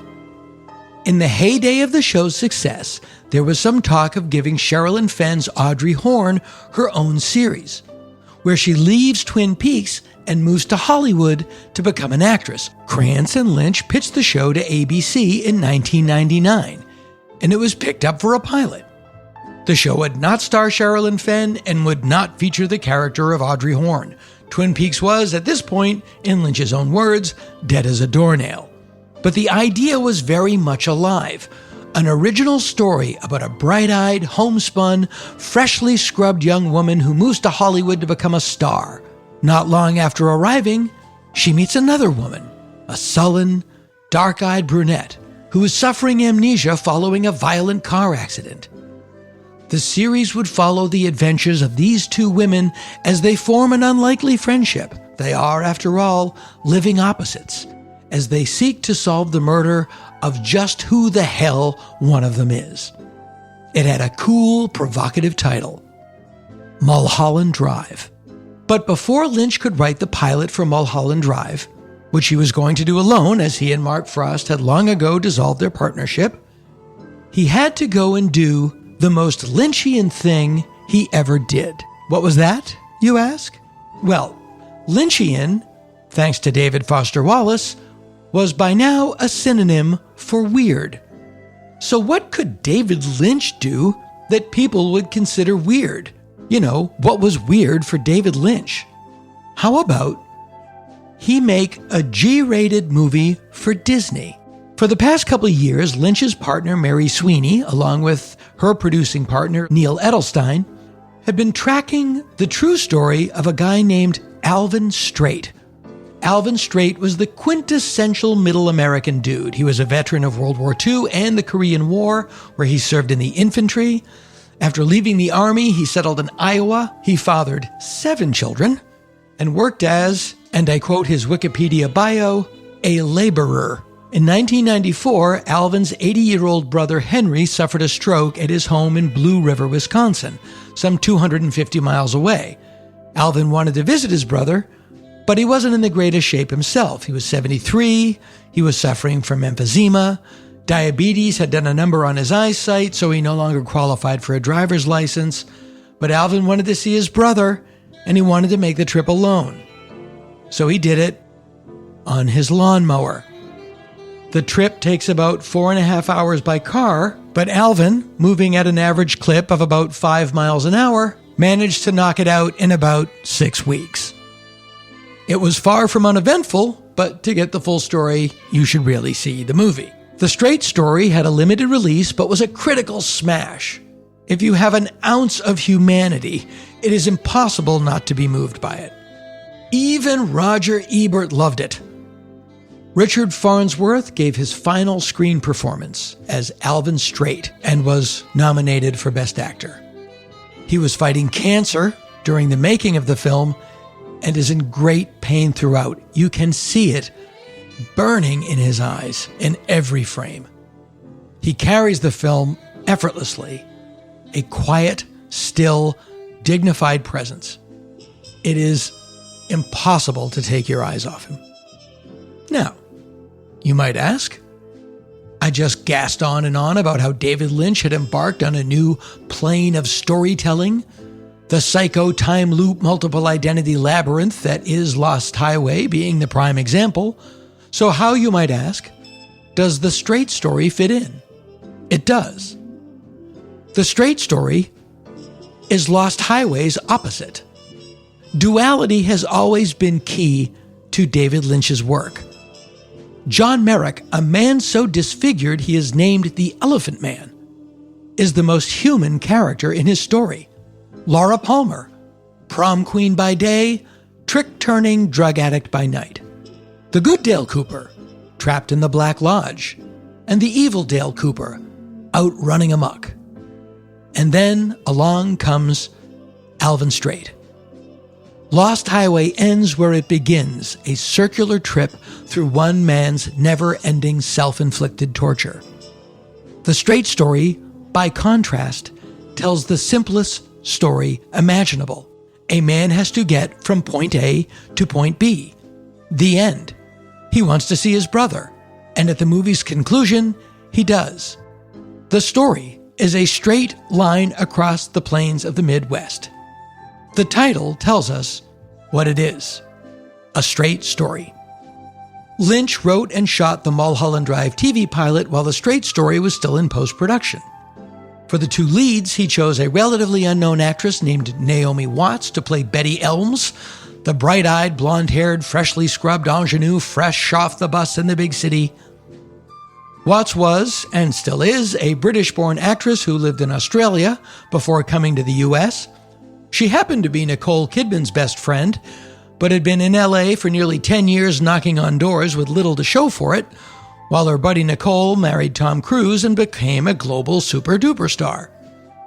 For Betty's opposite number, Laura Herring, a former Miss USA, who had previously had a small role in Adam Sandler's Little Nicky, was cast as the mysterious woman suffering amnesia. Her character has no name at first, she doesn't know who she is, and so she adopts the name Rita, off a poster for the movie Gilda, starring Rita Hayworth, that is hanging in Betty's apartment. Blonde, smiling Betty knows exactly who she is and what she wants to be. A movie star, but also a great actress. Brunette, sullen Rita doesn't even know her name. We are back to Dave's Duality Playhouse with a vengeance. What followed, with the making of the TV pilot version of Mulholland Drive, is a tale as old as time. ABC hired David Lynch to create a pilot, and then they did everything in their power to de-David Lynchify it so it wasn't so damn David Lynchy. Tired of fighting the network on every front, the most outrageous note being that the 2 lead actresses, The ones the network approved of suddenly seemed to the network to be too old. Lynch learned that ABC had passed on Mulholland Drive while literally leaving for Cannes with the as-yet-to-be-released The Straight Story, and admitted to feeling a wave of euphoria upon hearing the news. He might have been finished with Mulholland Drive, but Mulholland Drive was not finished with him. Re-enter the French. Pierre Edelman was a film producer working for the French company Studio Canal. He was a friend of Lynch and a fan, and when he heard that there was a completed film by the director, even one that was made for television, that nobody was going to see, he became intrigued. He arranged for Studio Canal to buy back the negative of Mulholland Drive from ABC, give Lynch some more money to shoot what's called a closed ending. The Mulholland Drive pilot, like the Twin Peaks pilot before it, was left unresolved at the end, so that the TV series could pick up the story. The famous Red Room dream sequence in episode 3 of Twin Peaks' first season was originally intended to be the ending of the theatrical release of the pilot, which was shown as a feature film, but only in Europe. This is done largely as a way to recoup some of the money should the pilot not go to series. You know, throw it on some screens in Italy and Scotland and make back a little dough. Studio Canal hoped a similar device could wrap up Mulholland Drive, although that's not quite what happened. Nor, by the way, was any of this as easy as it sounds. The sentence, "He arranged to have Studio Canal buy back the negative from ABC and get some more money to Lynch to shoot an ending to the story," is about as much of an understatement as they formed an organization called NASA and sent some dudes to the moon. In addition to the technical headache involved in adapting a film shot for television to a film intended to be projected on the big screen, the two involved different frame rates, the actors had to agree to come back, and everybody else on the crew had to sign off on the project because their contracts were originally for a TV pilot, and now it was a theatrical movie, and that's a whole different pay scale. The point is, this endeavor was in no way simple. Making a hard job harder, David Lynch himself was not keen on the idea at all. His initial response to Pierre Edelman was, "I don't want to hear anything about this anymore." Lynch was not thrilled with the way ABC handled the whole situation. He didn't like the notes, the sets had been trashed, the props and wardrobe had all gone back into the production stream. Lynch felt it would be impossible to recreate the world of Mulholland Drive properly in order to finish the film. And even if he could recreate it, he had no idea how to end it. That idea being the most important element. That said, Lynch eventually came around and agreed to Edelman's proposal, and all of the appropriate deals were hammered out. A full year had gone by since filming had wrapped on Mulholland Drive. And then, to quote the man himself from his memoir Room to Dream, written with Kristen McKenna, "I sit down to meditate, and like a string of pearls, one idea after another came along. And when I finished meditating, I knew how to finish the film." He did more than just finish the film. The string of pearls that Lynch formed while meditating turned the TV pilot inside out, transmogrifying the show's Nancy Drew mystery into a Wizard of Oz-like fantasia. Naomi Watts is not really aspiring ingenue Betty Elms. She's a beaten-down wannabe actress named Diane Selwyn, who imagines she's Betty Elms. The mysterious Rita is really Diane's former lover, Camilla Rhodes. It's a story of unrequited love, desire, and humanity's addiction to fantasy, as exemplified by Hollywood itself. Upon its release, it was immediately hailed as Lynch's masterpiece. He was once again nominated for Best Director at that year's Academy Awards, and once again lost, this time to Ron Howard for A Beautiful Mind. The best summation of the entire experience came, again from Lynch, again from Room to Dream. So we finished the film, and it was exactly what it was supposed to be. And we went to Cannes. It went well in the world, but it never made a lot of money. But nothing I do ever really does. We're all just working for the man now. We get a shot of white lightning and a chick, and that's about it. With a critically acclaimed film and an Oscar nomination, Lynch had a good chance of setting up another movie, but his days of being a director for hire, as far as feature films were concerned, were a thing of the past. He spent the first decade of the 2000s solidly ensconced at his compound in the Hollywood Hills, painting, making music, making furniture, making the odd commercial. As the age of the internet dawned, he launched davidlynch.com, which functioned as a micro-mini dial-up TV network programmed exclusively by Lynch. For $10 a month, you got stuff like a primitive flash animation cartoon called Dumbland, Rabbits, a sitcom about a family of rabbits starring the cast of Mulholland Drive in rabbit suits.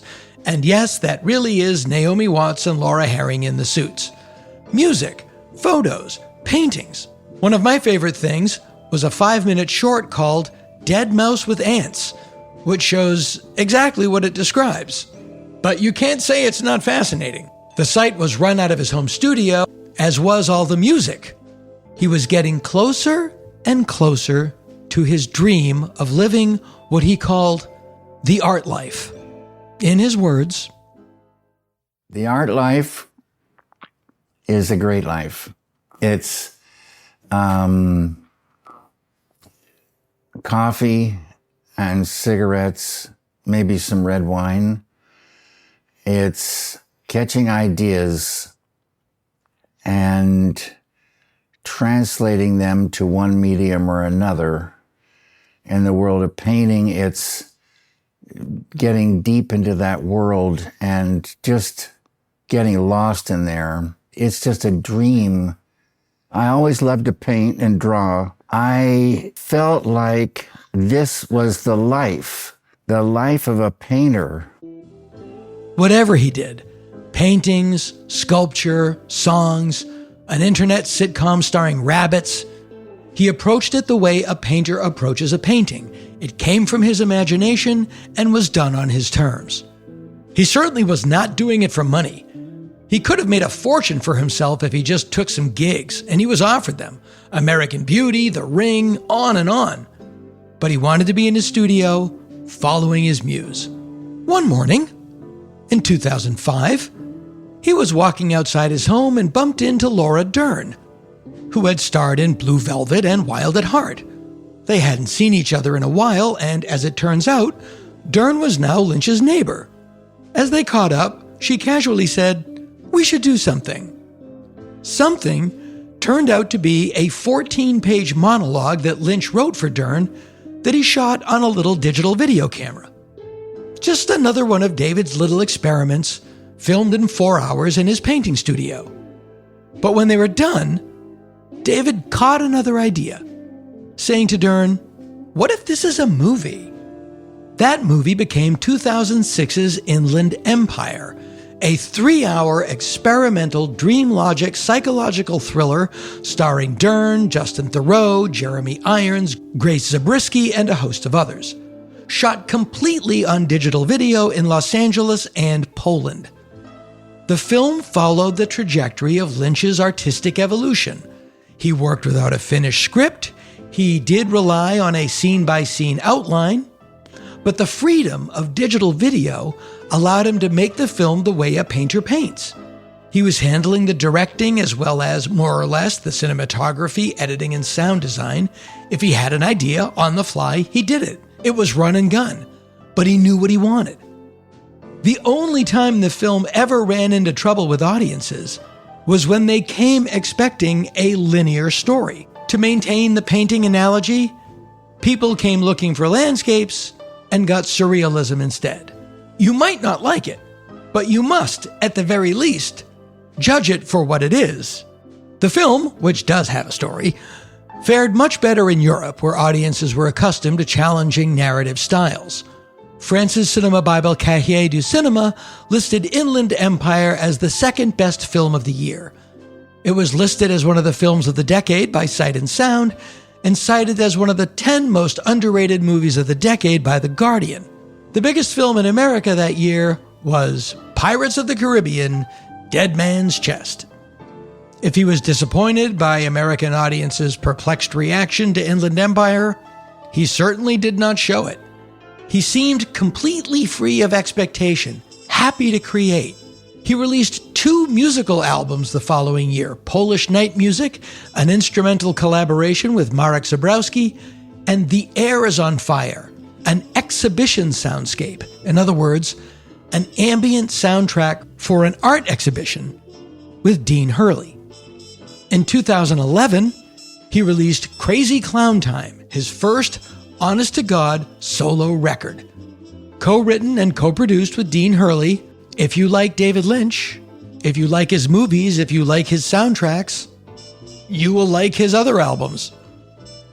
Karen O, lead singer of the Yeah Yeah Yeahs, provides the vocal on the opening track, Pinky's Dream.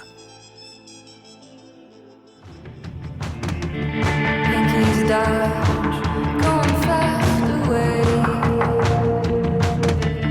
Purple, going up away. Orange, glowing away. Pinky's Dream, glowing away.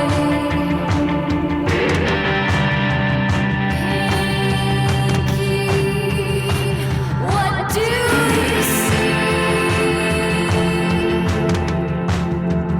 Flying down the road.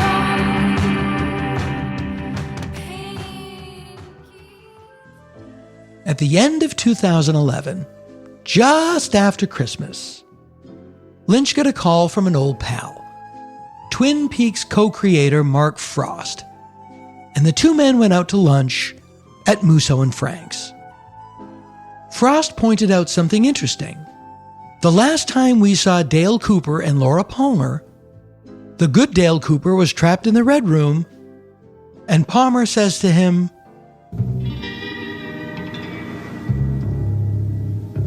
I'll see you again in 25 years.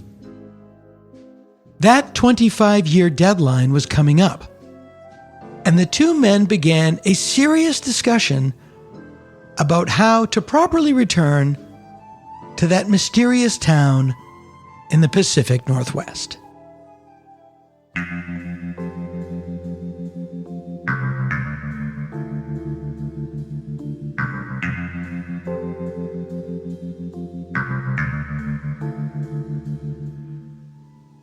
Without telling a soul, they began collaborating on a script.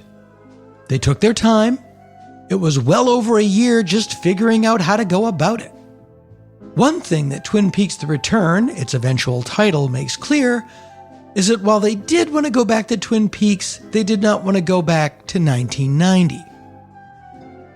While featuring the cast and locations of the old show, it expands upon that world aggressively, adding over 100 new speaking roles and spanning the globe from Twin Peaks to New York City, to the suburbs of Las Vegas, to Paris. Of course, nobody knew any of this was happening until October 3rd, 2014, when David Lynch and Mark Frost simultaneously posted to what was then Twitter, "Dear Twitter friends, that gum you like is going to come back in style. Hashtag damn good coffee." And people lost their shit. The journey from here to there was not easy. But as Mulholland Drive showed, sometimes you just have to settle back and ride the bull. It's gonna get to where it needs to get, however it has to get there, and however long it takes. Lynch actually walked away from The Return at one point because he felt that a deal just could not be made. The problem being that Showtime was thinking of the show in the traditional television episodic format. You make this many shows and we'll give you X amount of dollars per show. But Lynch had grown past that. He might have been making Twin Peaks, but this was still the man who made Inland Empire. Lynch saw Twin Peaks: The Return as one big movie, a sprawling epic that he and Frost would write and that Lynch would direct. The new series relied heavily on the lore established and the now reappraised and rehabilitated Twin Peaks Fire Walk with Me. And unlike that film, Lynch was not about to leave half of what he shot on the cutting room floor to make his running time. He was going to shoot what he wanted to shoot, and they would figure out how many episodes it would take when they were in the editing room. Eventually, a deal was struck, and the two men got down to work, embarking on a 4-year odyssey that would end up as a sprawling 18-episode season. It was not what anyone was expecting. And like all of Lynch's post-Twin Peaks work, it was often challenging and maddening. But in the end, it was, like his films, something you could go back to again and again and again and never not find something new. It confounded expectations, but was never unsatisfying. The story is actually quite clear. It just doesn't spell itself out in a billboard so you won't miss it while also scrolling on your phone and staring at a sandwich. The good Dale Cooper has been trapped in the Black Lodge for 25 years, and it is now time for the evil Dale, who is on the outside and now going by the name Mr. C, to go back in. But he doesn't want to, so he creates a tulpa, a figure from Tibetan mysticism, basically a stand-in or an avatar. So when the beings from the Black Lodge come for Mr. C, they get the tulpa instead, leaving Mr. C free to wreak havoc in the world. And oh boy, has he wreaked it. He reeks and reeks and reeks. The guy cannot stop reeking. The tulpa comes in the form of Dougie Jones, a corrupt insurance agent from Las Vegas. All three roles, Dougie, the good Dale, and the bad Dale, are played in a bravura performance by Kyle MacLachlan. It is criminally underpraised. He knocks it out of the park. Of the 18 episodes, I will mention 3 specifically. Episode 8, which traces the origin of Bob, the evil entity from the Black Lodge, back to the atomic explosions of the 1950s. That episode, shot entirely in black and white and largely without dialogue, is quite simply one of the best horror films of that decade. If George Romero was making horror films in 1956, he could not have made a better film than Twin Peaks: The Return, Episode 8. Episode 17 rewards the viewer by bringing the story to a seemingly happy, conventional ending. But then, in Episode 18, it is all undone by our hero's hubris and good intentions. It hits you like a fist in the chest and shows you that at every twist and turn of this 18-hour saga, David Lynch and Mark Frost were fully in command. They knew exactly what they were doing, where they were heading, and how they were going to get there. Following The Return, Lynch went back to his art studio. His online presence, davidlynch.com, had shut down but still existed, and Lynch continued to do his morning weather report, which became a staple, especially in Los Angeles. Oddly, it was during the height of the pandemic, when everyone was on lockdown, that everyone in LA that I knew of started their day with David Lynch's weather report and sermonette. His dedication to world peace through transcendental meditation, his uncompromising work, his dedication to the art life, the fact that he never sold out, he was always true to who he was, had allowed David Lynch to evolve into something like the counterculture Mr. Rogers. During the COVID pandemic, it was starting the day with David Lynch that made everyone feel normal. Good morning. It's September 30, 2020, and it's a Wednesday. Here in LA, very clear, very still right now, 70 degrees Fahrenheit, 21 Celsius.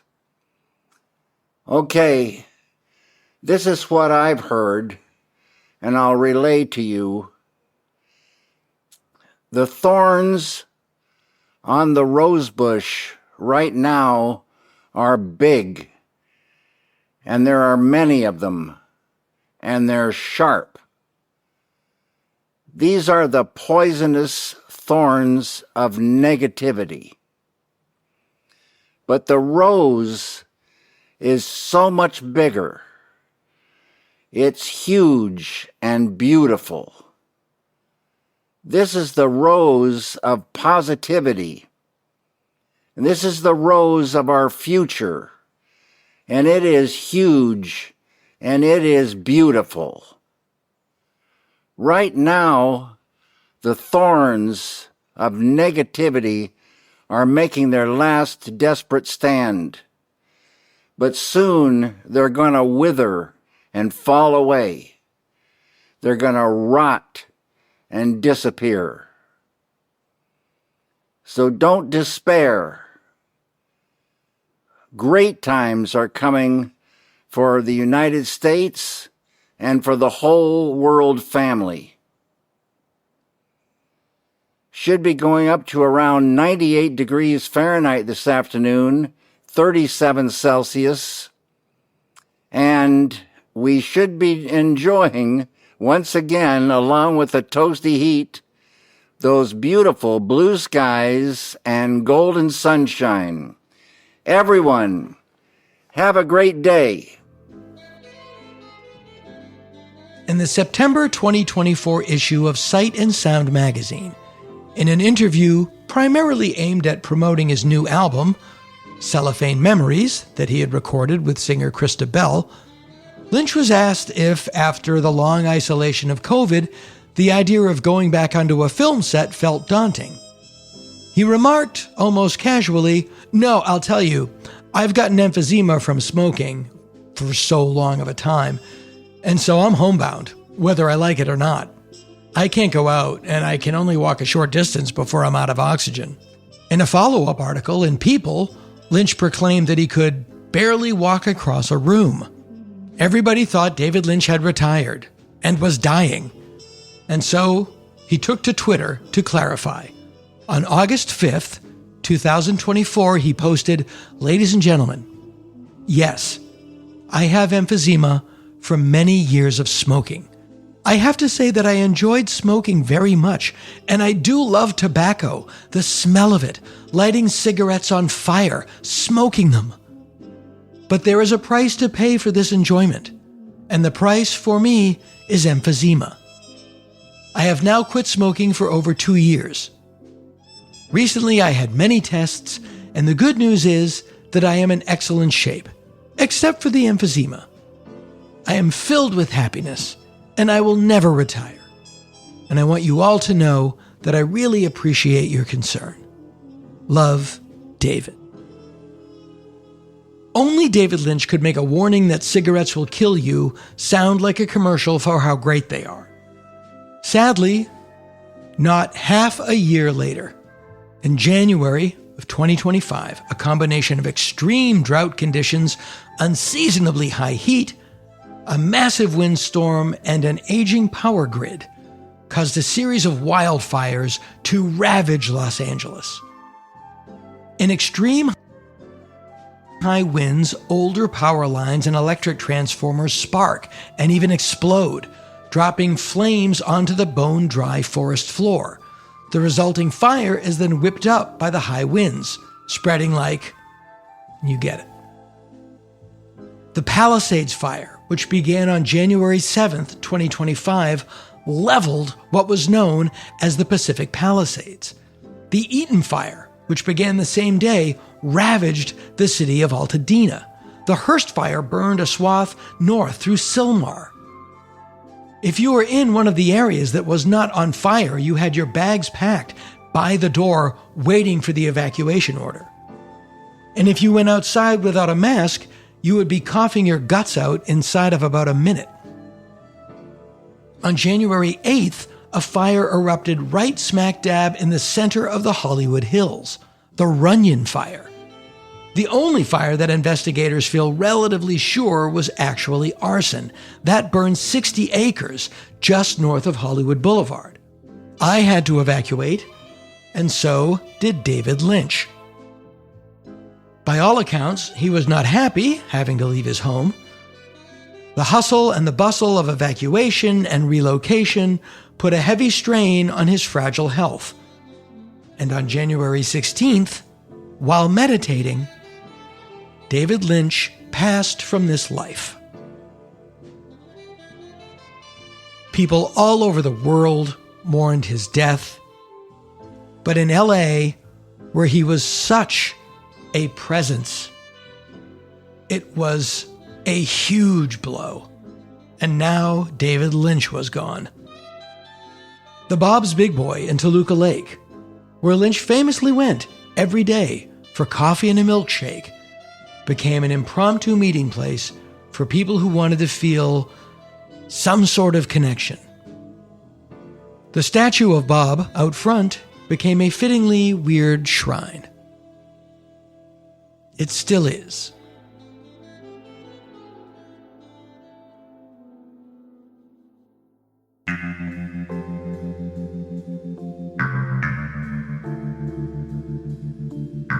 Maharishi has two missions in life: enlightenment of the individuals and peace on earth.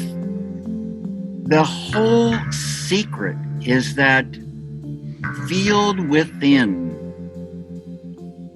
Unbounded field, the transcendent, a home of total knowledge, modern science's unified field, an eternal field. Infinite it is, unbounded it is, immortal, immutable, always and forever been there. Why don't people know about this?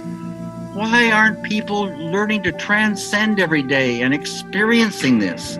Because when you experience it, you infuse some of that, you grow in that, negativity lifts away, all positive grows. It's such a blessing for the human being.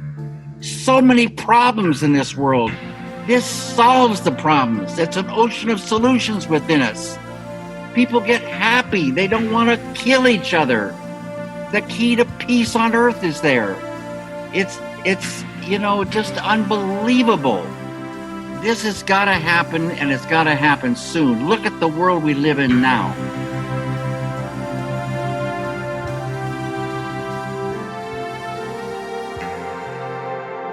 And it doesn't have to be this way. Bob's Big Boy makes great hamburgers and lots of good things to eat. It's fun, it's friends, it's laughs, it's time to have yourself a treat. And the place to go is Bob's, you know. You can have lots of fun. 'Cause Bob's loves kids and kids love Bob's. Just ask anyone. You know, Bob's loves kids and kids love Bob. Just ask anyone. And now, on with the show.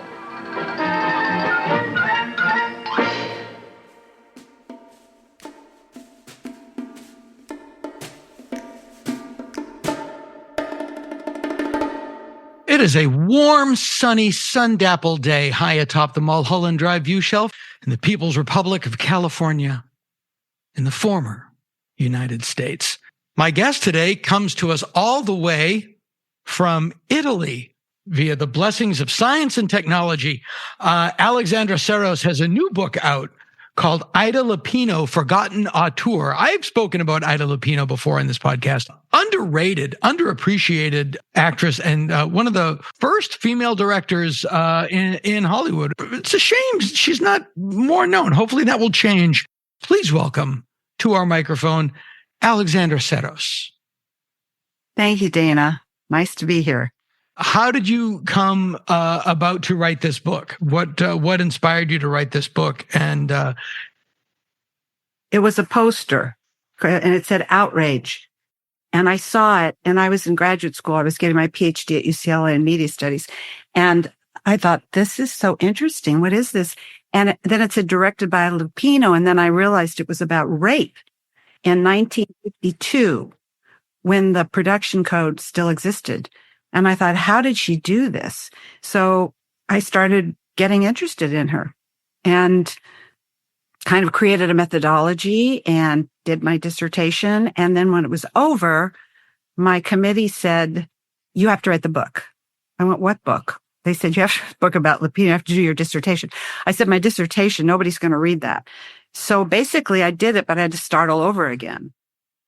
And because it was a different format, or? Yeah, it's an archival study, but it was the poster. It was a poster for the film Outrage, which was not the first film she directed, but she is known mostly, I think, to the average people. She was in a lot of B movies in the 40s. Certainly a known actress. She was probably most famous for High Sierra with Humphrey Bogart. She was in a lot of, she's from a big theatrical family, correct? She's not American. She's British. Right. And they were acrobats and clowns, and they came from Naples 350 years ago. So I did do some studying in Bologna and found some things about Lupino Lane and Stanley Lupino and so forth. Comedians mostly, clowns, eccentric dancers, and they were run out of Italy. And they went to England. And how were they run out of Italy? It's really unclear. Italy's innate hatred of clowns.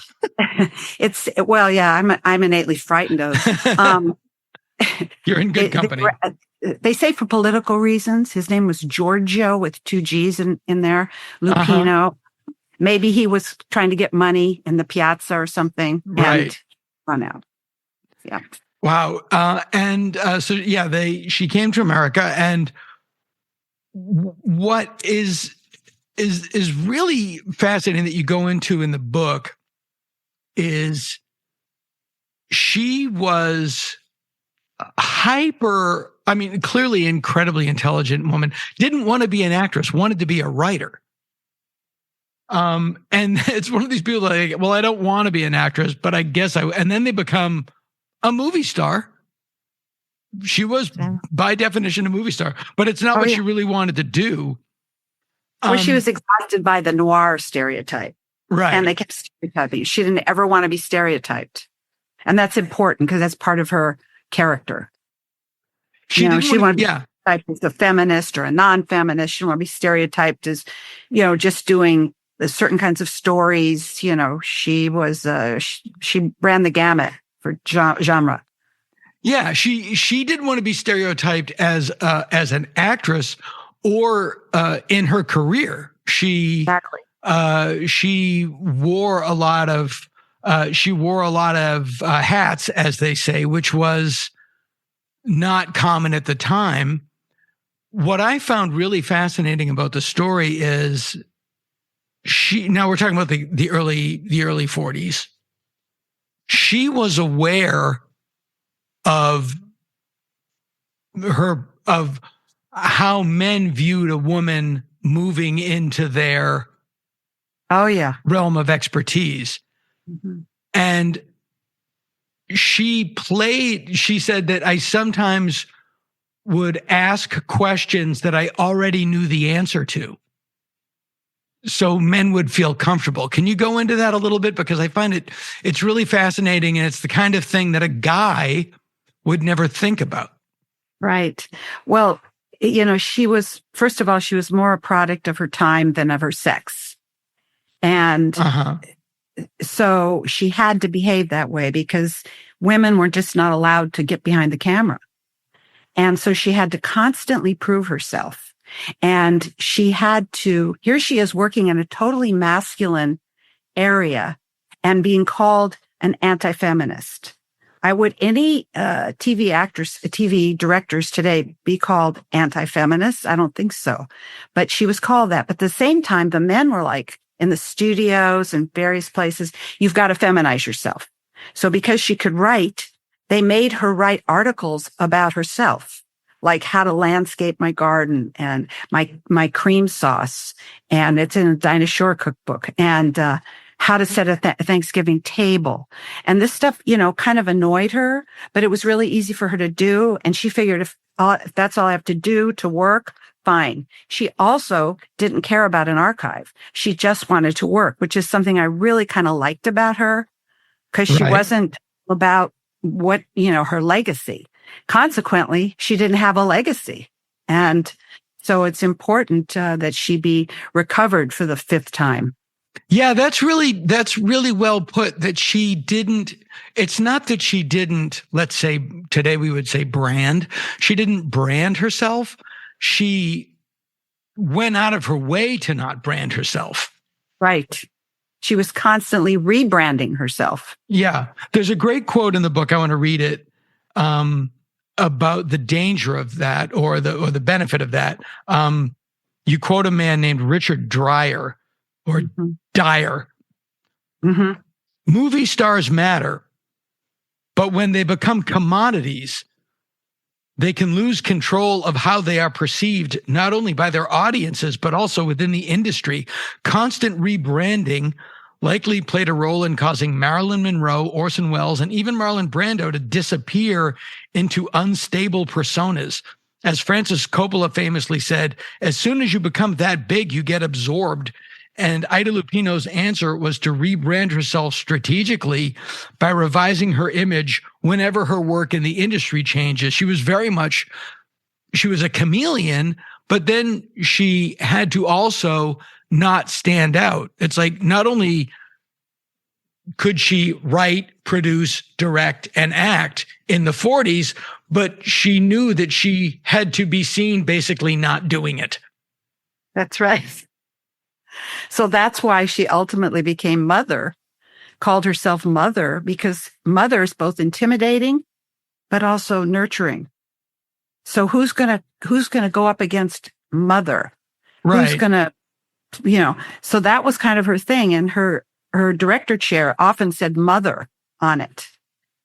There are 8mm films at the Pickford Library on Vine that were fascinating.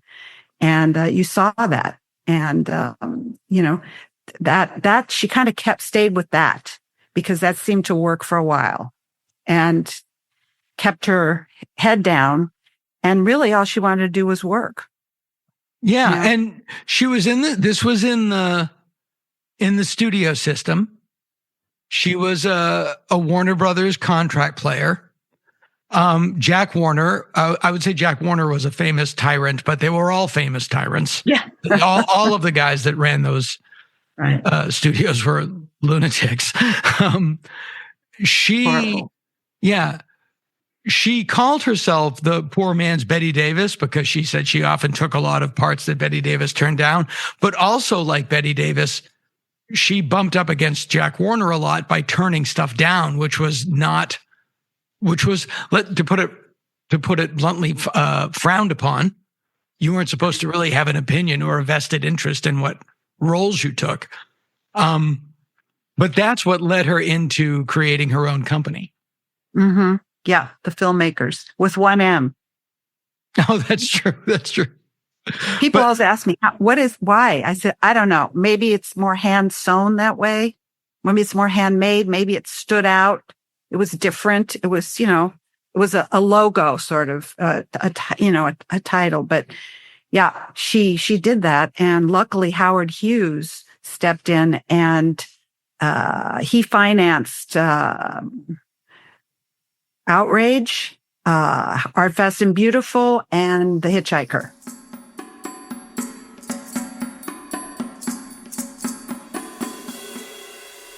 He balked at The Bigamist because he didn't want to distribute it, and it failed, and it kind of it was six. There were 6 movies in 5 years, by the way. This is 1953, and it bombed. And today, it's a fascinating film. It is way ahead of its time. She was a modernist, and I'm sorry to say, but that was her swan song for that little period of time. She went on to direct The Trouble with Angels, and of course, so many TV shows. I discovered. The first film that she directed was Not Wanted, correct?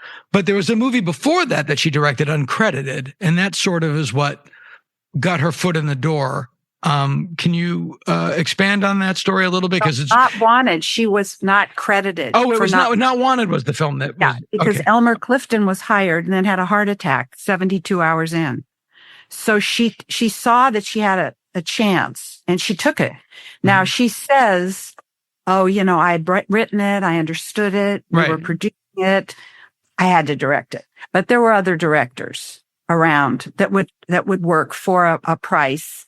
That Anthony Mann, for instance, she could have hired him. Right now, she's not. We should give a little bit of background that the film Not Wanted was one of these movies that came out of her company, the filmmakers, and this was a company that she had formed basically because Jack Warner kept suspending her from a Warner Brothers contract.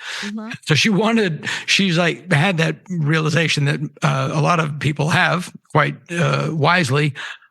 I'm going to have to make my own movies. As my manager said quite wisely, be the person that hires you. So she and her husband at the time found this company. She wrote a movie. Is this a movie that she wrote? Yes. Correct, called Not Wanted. And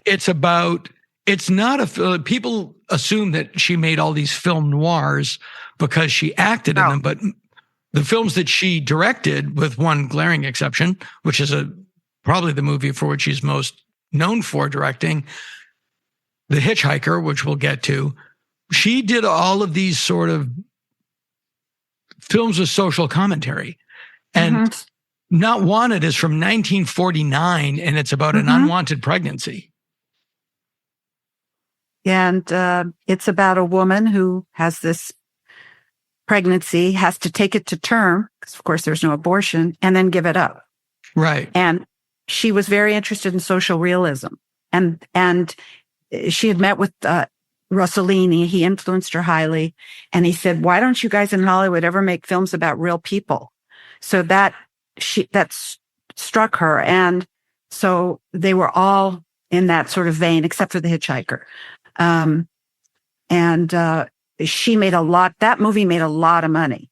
I have the budgets in the book, but it made so much money because the women went to see it. And and it got really good reviews. Her credit's really weird on that. It says, and introducing Ida Lupino introduces Sally Forrest. And of course, that was one of the things she always did. She found unknown actors, hired them. They were less expensive. There was always a strategy involved, but they were good. This was Poverty Row. This is definitely. To make movies, because we did a story on this podcast not too long ago about Detour. And it was sort of the same thing that Edgar Ulmer had to do. He had a big deal. I think it was also at Warner Brothers. And it was like, if you want autonomy, you have to work with a shit budget. So you can have autonomy, but you can't have it here.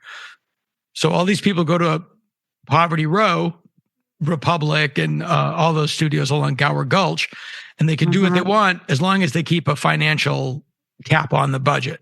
Right. But that means you can't have big actors, you can't have big stars.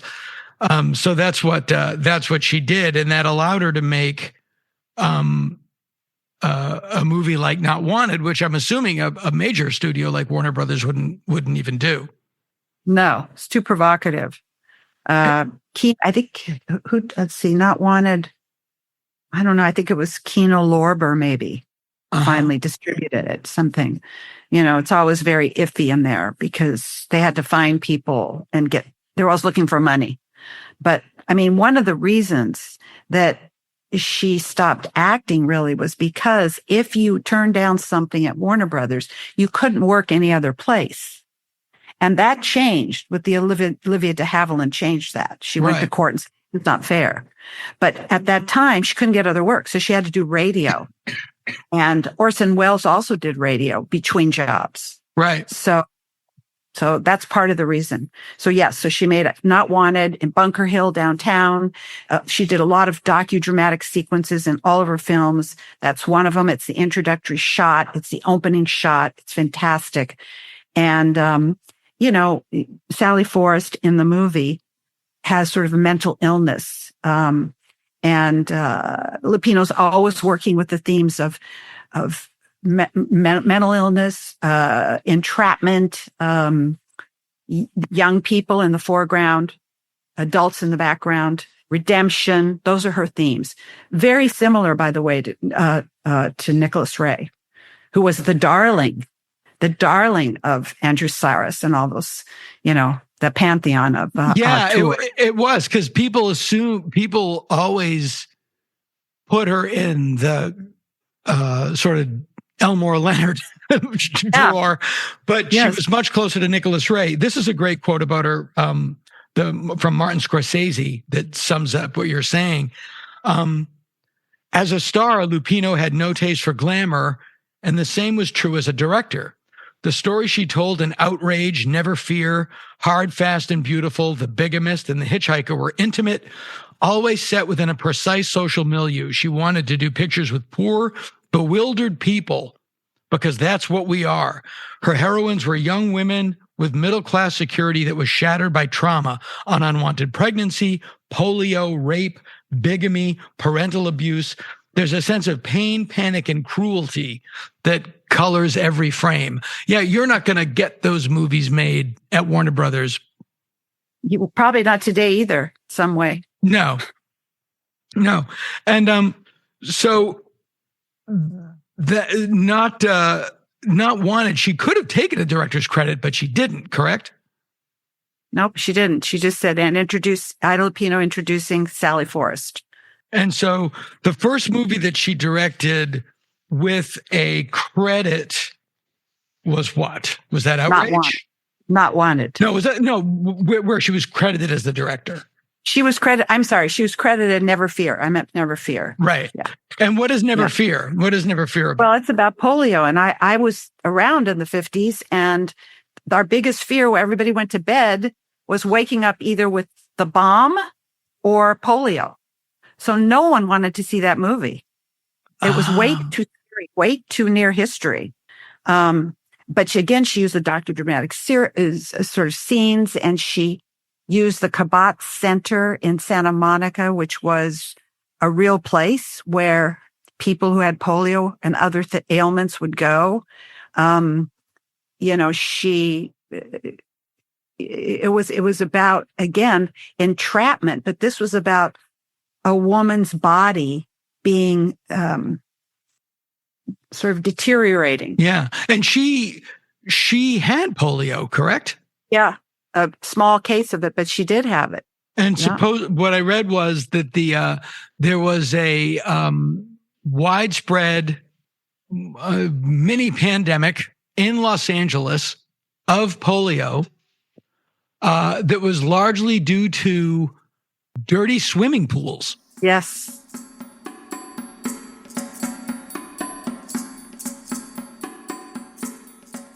And everybody was standing in line and would get that vaccine, and that was the end of it. But yeah, she was terrified of polio. You're saying polio vaccines are a good thing? Well, maybe, yeah. Well, at a certain age, not when you're like 8 weeks old and living in the Palisades. Yeah. Well, hopefully with the current administration, we'll bring polio back and we'll be allowed to do our own research. Yeah, polio was one of those things we did sort of cure, I think, And yeah, she did not have polio as a child. She had it. She was a working actress living in Los Angeles, correct? Yeah. Wow. And after and Never Fear was about polio, and then she made Outrage, which is about rape. This is rape. This is a movie in 1950. She couldn't use the word. She had to say attack. Yeah. Talk a little bit about Outrage and how it was received at the time, because again, she's making movies for an audience that Hollywood doesn't really acknowledge. Right. Well, there's a problem with Outrage, and in fact, I have to write an article for something about it. The first half is perfect, full of suspense, very scary, incredible directing. it stands up today. The acting's wonderful by Mala Powers. And it's really about this small community who turns against this young woman. But then the second half, and she feels the same way as I do. Right. She said the second half, she just went off the rails. It doesn't kind of make sense. It's about redemption, but it's kind of it's ambiguous. It's not clear. It's not even ambiguous, it's just not clear. It doesn't fit with the first half at all. It doesn't have that intensity. She lost control of it a bit. And, so for me, it's a kind of divided film. And, I'm working on it right now. I'm working on this paper, and it's really difficult to write about because it's such a dramatic idea. And the first half is excellently wrought and very suspenseful and full of surprise, which Hitchcock always said she was one of the only people who could do both. It's very hard to do surprise and suspense, one or the other, but not the same, not both. And she managed both. And Mala Powers did a great job. It's just that it meandered and it became sort of Circean. And it was like suddenly about redemption. And there was like this Circean figure. In relation to Douglas Sirk. Yeah, sorry. These iconic figures. I mean, later, actually in Not Wanted, Hugh O'Brien was that figure, that same figure, that kind of ascetic, not female, not male, kind, sort of priest person, but lay person. So anyway, in Outrage, she tried to go toward that figure and it just doesn't work, but not for her not trying. I mean, it was a tough lack of trying. make. Yeah. Did she write Outrage? Yes, she did. Mm-hmm. Yeah. Was it? She wrote it, and was it an adaptation of a book, or did she just pitch the scenario? No, as far as I'm concerned, she wrote it. There was a book called The Outrage, I think, right, that Paul Newman did and Lawrence Harvey and stuff. That's a different film, right? That was like a Rashomon. That was actually a remake of Rashomon, I think. But it really, I mean, she is by definition an auteur. Oh yes, absolutely. And what is really, she was not the first woman director in Hollywood. There were a couple of women directors in the 20s and 30s. Yes. But mostly with silent films, correct? Exactly. Many women did silent films, but then when they turned to sound, they lost their jobs because men stepped in. Right. And war was over, and they did a lot of war movies, and men came, and that was the audience. Right. So, the women were shut out. So, also a lot of actors didn't make it through because they had terrible voices. So, I was likening what's going on in the business now with streaming and AI and all of these things coming in on everyone at once. It's sort of like talkies and TV at the same time. Yeah. Nothing makes me laugh harder now than speaking with somebody who acts like they know what's going on. No, nobody does. Yeah. People no, they don't know. Did Outrage do any business? Because Not Wanted did a lot of business. It did enough to keep Howard Hughes happy to do the next two. She had a contract with him for 3 at RKO. He owned RKO then. He bought it. And she knew him. I found a picture of them together. She looked like she was like 14 or something. Oh, he'd have loved that. I think I know what they like. Yeah. And they were riding bikes, and her mother chaperoned that little date. But she knew way back. So he did it. And he did it on the basis of the money that Not Wanted made. Right. Mm-hmm. It's interesting because we've been talking a lot on this podcast about David Lynch. And that came up with Twin Peaks Fire Walk With Me because it's a movie about sexual abuse. And I can understand people don't want to hear it. People don't want to see it. No. and know about it. And so at the time it came out, I imagine the similar thing happened with Outrage. People just like, get this out of my face. Yeah. Yeah. People were frightened by it. But then for the people who have had to deal with those things, the movie becomes so important. Yes. Hard, Fast, and Beautiful, was that another, she directed that, but. Yeah. Oh yeah. She directed it.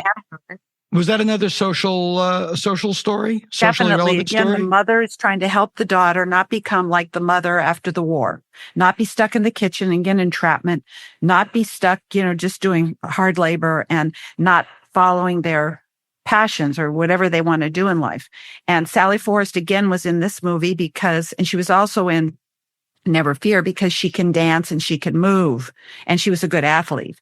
And they had a code. It's sort of like De Niro and Scorsese, after a while work.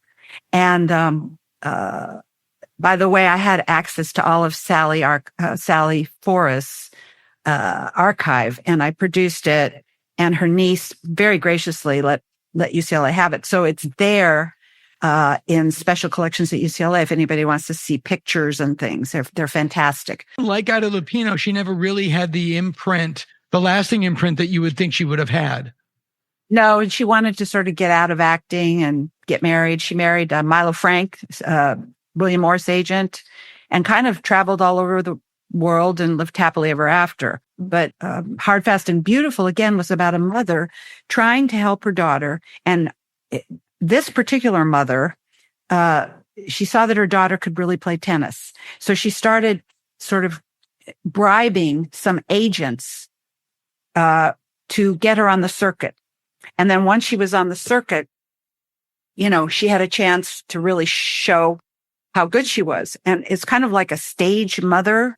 Her mother like forced her to play tennis. And so she started hating tennis. She won Wimbledon, which is kind of, amazing. But anyway, she won Wimbledon. It's not like she was a good tennis player. She won Wimbledon. Yes. Oh. And the daughter hated her mother. And, she was only trying to do, literally, she's like an anti-hero. She was only trying to do what she thought would be good for her daughter. She didn't want her daughter to wind up like her in a kind of failed marriage. It just, so the mother had good intentions, but went about it incorrectly. It's sort of like, it's about white collar crime and sports, if you can believe it, in 1953. Well, and clearly this is a version of Ida Lupino's own story where, as she said, the only future I saw for myself if I didn't branch out was of being a neurotic movie star with no family and no home.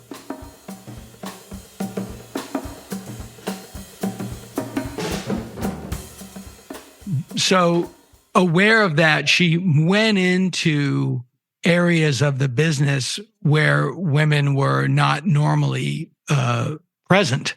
Mm-hmm. But at the same time, she has to pay a lot of lip service to, I'm really a mom and a housewife. Right. I do this.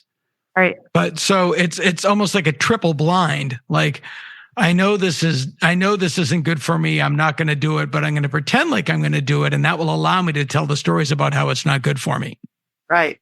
How she kept track of all that stuff is really what's amazing to me. I think about Madonna in the 80s and 90s, who was so skilled at branding herself and repackaging herself. But she had a whole other set of hurdles. When Ida Lupino is coming up, ambition itself was frowned upon. Exactly. Because you were supposed to be a housewife and a mom. That's right.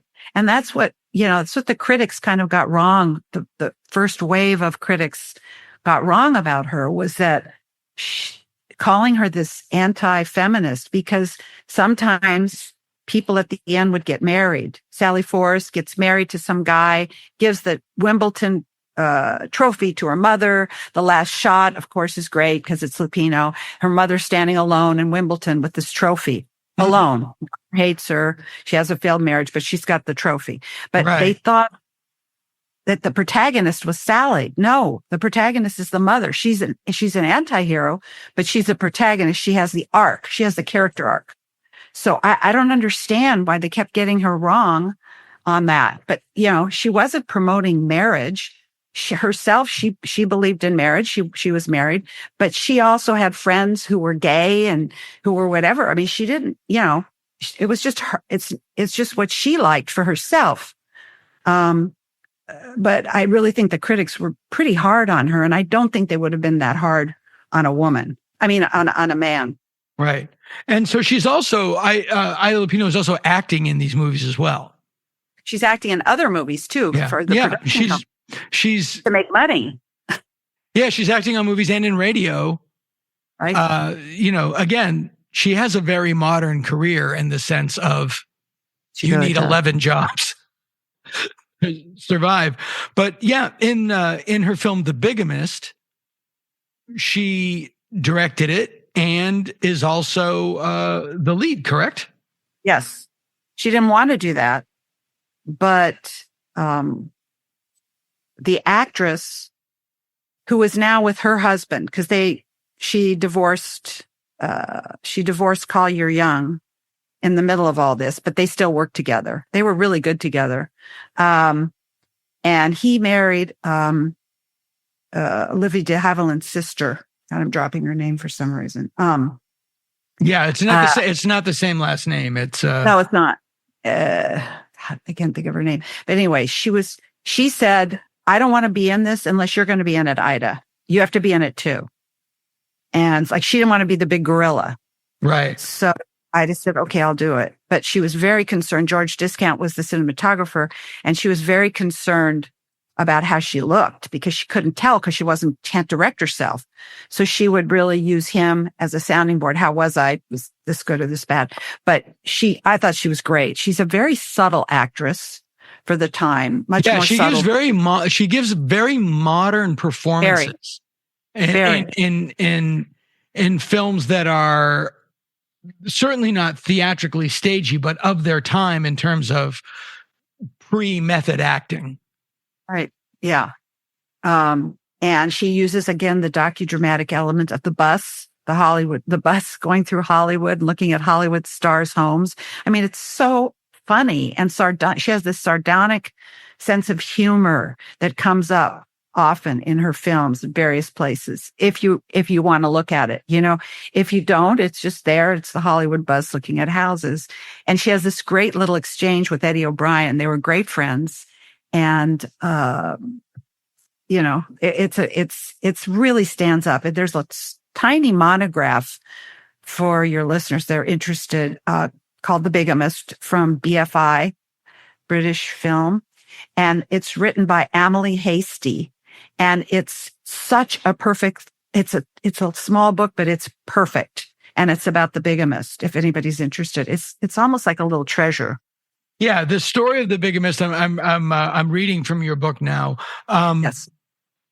The Bigamist. Lupino plays a waitress in a dreary Hollywood restaurant, and that's interesting because she's already in Hollywood. She's not going to Hollywood. She's already here, and it blows. She plays a waitress in a dreary Hollywood restaurant who marries an already married man. The main character in Never Fear is confronted with a different type of dread. That's a similar thing, but it's like she doesn't know that. Does she know that he's already married when they get married? Yeah, tell her. And then it's amazing that those movies are like. I guess you could make that movie today, but people would go. Bigamy is also one of those weird things. Like it's what? It's like. I'm not comparing it to incest, but there's there's a physical reaction to it when you hear about it. Like, ugh. Yeah, it's like precursor to polygamy, maybe. Yeah. Again, she's dealing with the theme of infertility. His other wife sells refrigerators. It's very funny. So she's very cold, very blonde. Yeah. No need for Freud. We've got the symbolism. Right.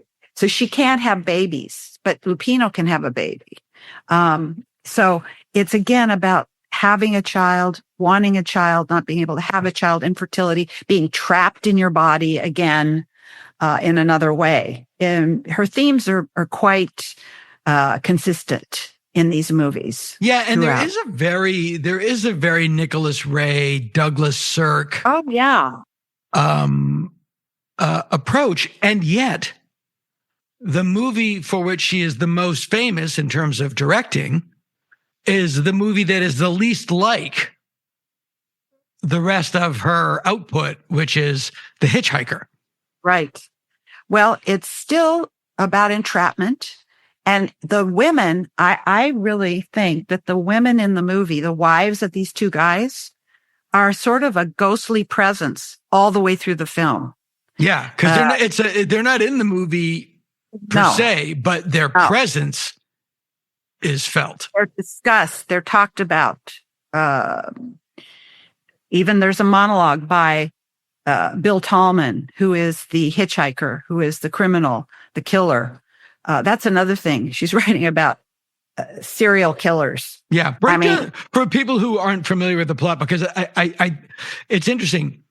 People conflate this version of The Hitchhiker with the version of The Hitchhiker that was the novel and the radio play that Orson Welles did. It was also later a Twilight Zone episode. Yeah. And people think that because Ida Lupino, and we'll get to that, was also very involved in the Twilight Zone, and I think people conflate it. This is a different story. Is it based on The Devil Thumbs a Ride? No, but that was there, and it's very similar, and I don't know if she read it or whatever, saw it. I don't know. So tell us this plot. That would be the precursor for it. Tell us the plot of The Hitchhiker.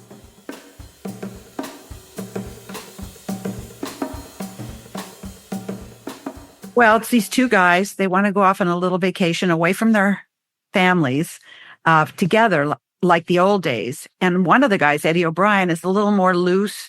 Frank Lovejoy's a little more, tight with his family. And they go through this whorehouse where they used to go. And Frank Lovejoy pretends to be asleep. And Eddie O'Brien tries to wake him up. And Frank Lovejoy says, I just want to go to sleep. So in a subtle way, he says, I don't want to do this. He felt guilty. So they move on and they're driving along and this guy thumbs a ride. And it's Eddie Tallman, who again, she made him famous. He was the guy on Perry Mason who lost all the cases for Perry Mason. Hamilton Berger? Hamilton Berger. He became Hamilton. Now think about this. His name was Hamburger. I think we know why he was so upset. So the whole rest of the movie is them being kidnapped in a way by this guy. But interestingly, again, she has empathy for everybody, including her villains. This guy's story was there were 5 siblings. The mother died. The dad didn't want them. Again, not wanted. Puts them at the bottom of a well. They are discovered, and all four of them are find adoptive families. He doesn't. Nobody wants him because he has a slow eye. And so he goes through the eye.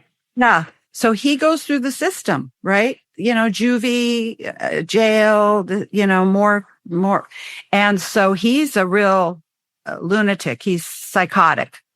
And this slow eye doesn't ever close. It stays open. So you never know if he's sleeping or not. So when they're camping out, they can't tell if he's asleep or awake. They try to get away. There's a lot of suspense.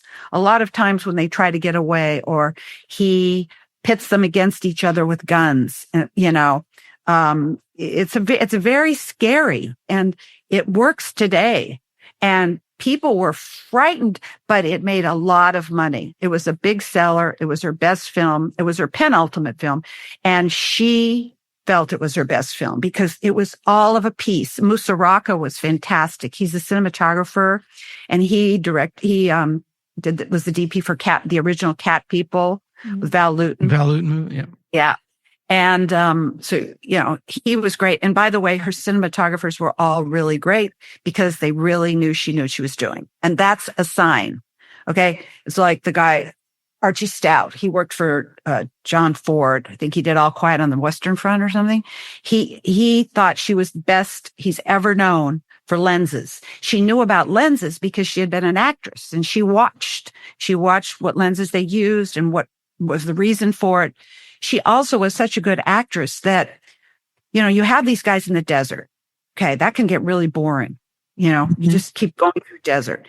But she had this way of painterly, sort of like John Alton, who's a great cinematographer, putting him in the rocks in a 2-shot or sometimes in a 3-shot when they're all against the car, but Tallman had a gun on them. And it was very painterly the way she did it. And then Musaraka was great with, the noir lighting that he gave it. And, it's the expanse of the desert, yet it felt claustrophobic. So, it's a lot. Yeah. It is like Detour in that regard. And also it's a lot about masculinity. A lot. Toxic masculinity and fragile masculinity. It's an interesting story for a woman to direct. It is. And it's about the study of psychopathy in a way. You're watching everybody's issues come up. Nobody gets out. Nobody gets out without being exposed. And the criminal's already exposed. He has nothing to lose. Right. So he kind of exposes them. And he exposes that, what are you doing out here without your family? Or, why'd you go without them? Well, there's a lot of that in Detour as well. And I don't know if this was ever intentional, but I also, a lot of those movies that are set in the desert, one, you get a lot of free production value. Yeah. And two, it's hell. Yeah. The desert is, it's hot as hell. And you're putting these characters are literally in Detour and in The Hitchhiker driving through hell. Yes, I know. And they didn't have any kind of facilities. They had I saw a picture of them. They had bottles of water, on the side out of the shot. Just really hard to survive. You could see she was always in jeans and, whatever, some shirt and a cap. It was really hot. Yeah. It was a Lone Planet. And then she also, I think she picked up a lot of free shots in Chatsworth, Box Canyon, that area. Nobody was around then in the valley. I'm from the valley, so I'm an OG. And I know Chatsworth. There was nothing there, And she was directing. Not like now. Everyone's direct. Yeah. It's not the jaw-dropping metropolis that Chatsworth is now. No, but I mean, everybody was on Mulholland Drive, as you know, directing all those biker movies and everything. Right. Yeah. and so she is, and it's a very big, it's a big hit. Oh, huge. But then she only directs one more movie, which was Bigamist. Right. And that wasn't a hit. It was completely different and unappreciated. By the way, she worked in a Chinese restaurant and also in The Hitchhiker. She made sure she hired Mexican actors. Actually, Collier Young had to play a Mexican because but if you notice, there were no subtitles and there was Spanish spoken. Right. And it was enough that you could understand it, but I don't think she had money for subtitles, but she had the Spanish spoken, which is really modern.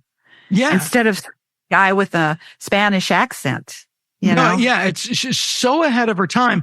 And then what is her relationship with Don Siegel? Now, for people that don't know, Don Siegel, they don't like each other. They don't like each other, but they did work together, and they were. I like to say shopped at the same store. Don Siegel later went on to direct all the classic Clint Eastwood movies, and Clint Eastwood really modeled his direct. Clint Eastwood learned how to direct at the feet of Don Siegel. Yeah, and also watching Ida Lupino. And he says it in a backhanded way. He said, I figured if she could do it, I could do it, which is a backhand. That's he watched her. He watched her directing TV because he was on Rawhide. Right. He was Rap Streets. And he said, wow. And by the way, his films are always very inexpensive, comes in under budget, on time, no frills, just like Lupino. Right. And keeps usually the original writers, doesn't change writers. Yeah. Yeah. And a lot of times I know from people that I know that have been with on Clint Eastwood movies, he just wants to get out of there and go golfing. Oh, yeah. It's a real soft set. Yeah. Yeah. So she was in a film called Private Hell 36. That's right. That's not his first film. No. But it's a film that he made with it's the film that Ida Lupino made right after The Bigamist, correct? Yes, they needed to make some money. And, it's funny because she was playing alongside Nick Ray's wife. And God, it's weird. His wife, they got divorced, and I think she married Nick Ray's son or something. It's very strange. But the two of them together were like the same, very similar actresses. So it's kind of a study in their acting more than anything else. And, I think Don Siegel was really more about big action to contrast them. And Lupino was more subtle in the way she depicted the same thing. So you're right. They were going along the same parallel line, but their styles were pretty different. He was just sort of simple action, and she was more complex.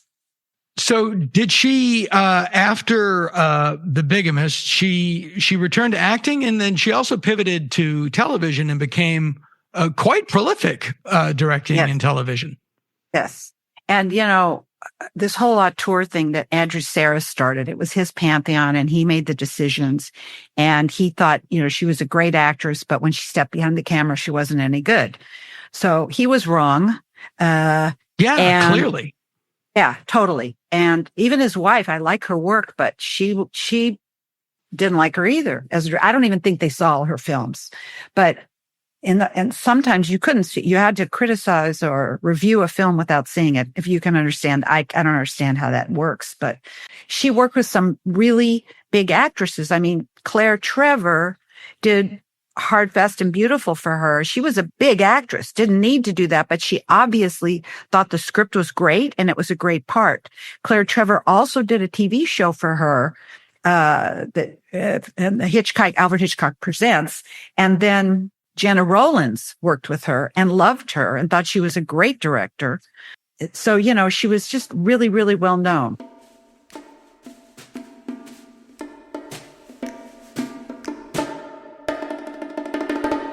She directed one of the most famous Twilight Zone episodes. Yes. And then starred in one of the other ones. Yes. Amazing. Yeah. Well, Barbara Jean Trenton, that was sort of a take on Sunset Boulevard. Yeah, sort of a pastiche on Sunset Boulevard. Yeah, it's an episode called 16 Millimeter Shrine.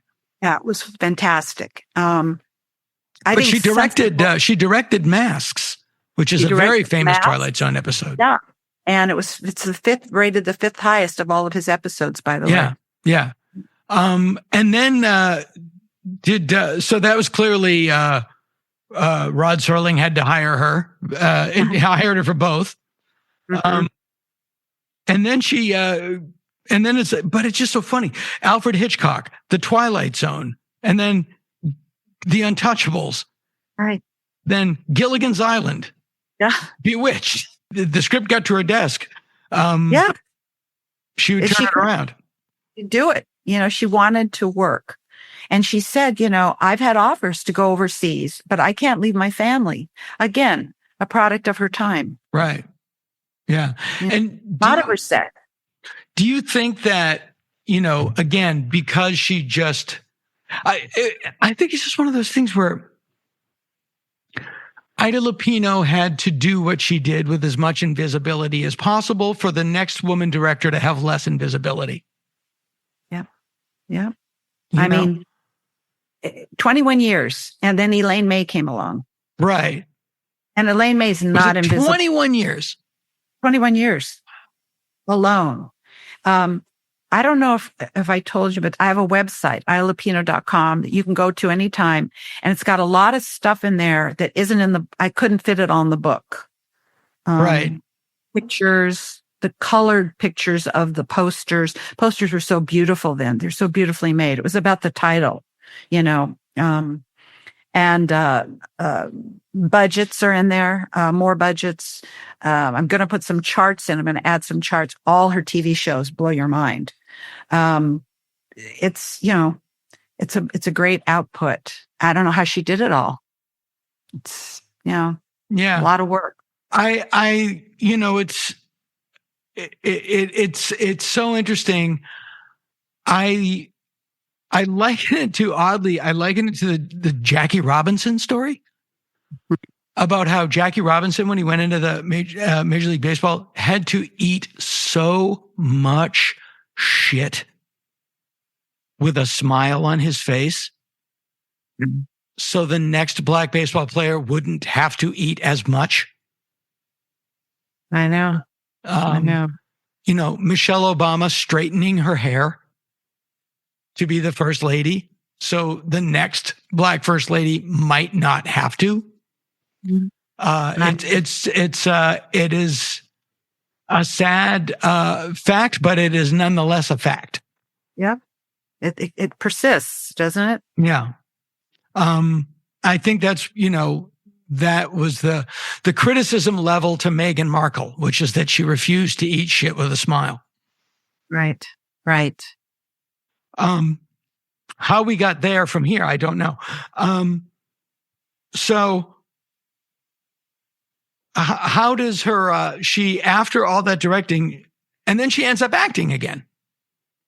Yeah. And did she live long enough to see her work as a director gain notoriety?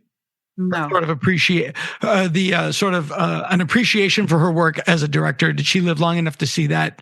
Well, she was in the Peckinpah movie, Junior Bonner, right, with Queen, and famously, she was only 12 years older than Steve McQueen, and Steve McQueen said to Peckinpah, "When I look at Ida, I don't see my mother," and she said, "Well, good, because when I look at you, Steve, I don't see my son." And they used to go to the races together, and they would leave Peckinpah out. And I guess they bet on some horse named Ida's Pet, and won, and Peckinpah was pissed. She hired Peckinpah early on in his career. So he looked all over the place to find her. He finally found her. But then apparently what I've been told is he was really brutal to her on set. But if you look at her performance, it was so modulated. And, she did win British Film Awards, and she did win New York Critics Award. I think she tied with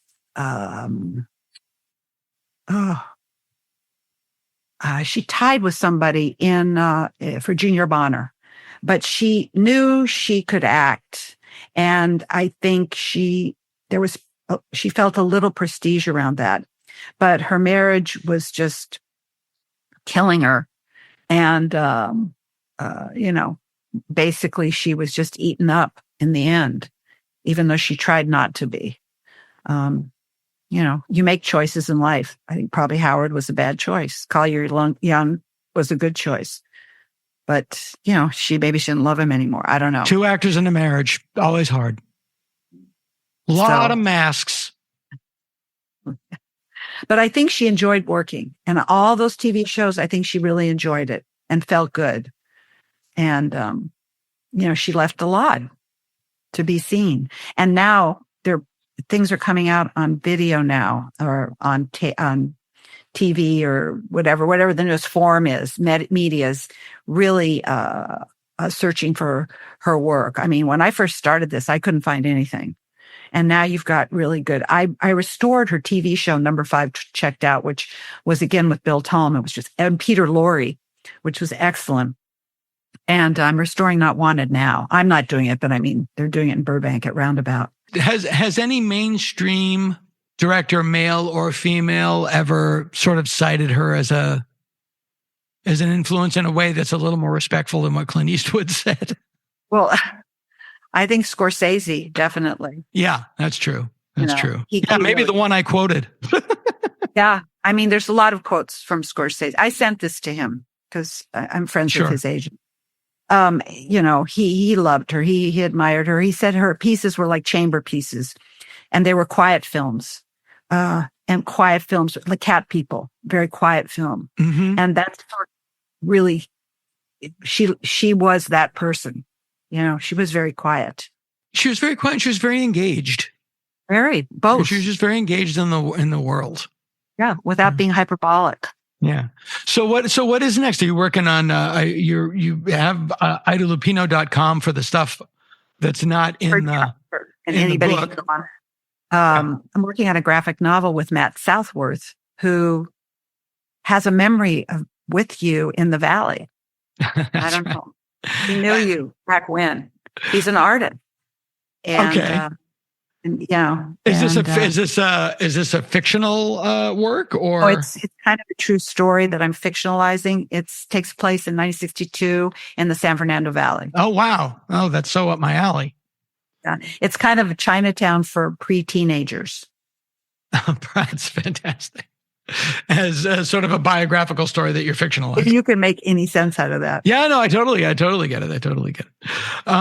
Well, look, thank you so much. The book is Ida Lupino, Forgotten Auteur, From Film Noir to the Director's Chair. It's there's so much information in it, but it's a fast read. It's an entertaining read. And she's just such a fascinating and underrated, Hollywood personality. It's alarming how underrated she is. I'll leave it at that. It is. Yeah. Alexandra Saros, thank you so much for being on the show. Oh, thank you, Dana. I loved it. It was so much fun.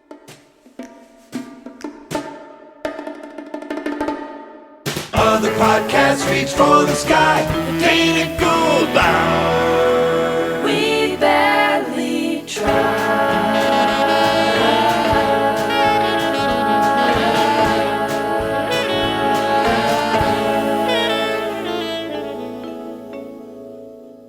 This has been the Dana Gould Hour, brought to you by the Internet. Music by Andy Paley with Jake Posner behind the board. Produced by Jeff Fox. Graphic design and web production by Spencer Hunt and Segan Friend. Sound editing and post-production by Jalinda Palmer and Joe Napolitano. Tom Kenny speaking. I'm a DJ, I'm a person, I'm a singer, I love to sing and DJ. Boom! Peace out. You want me? Peace out. Boom.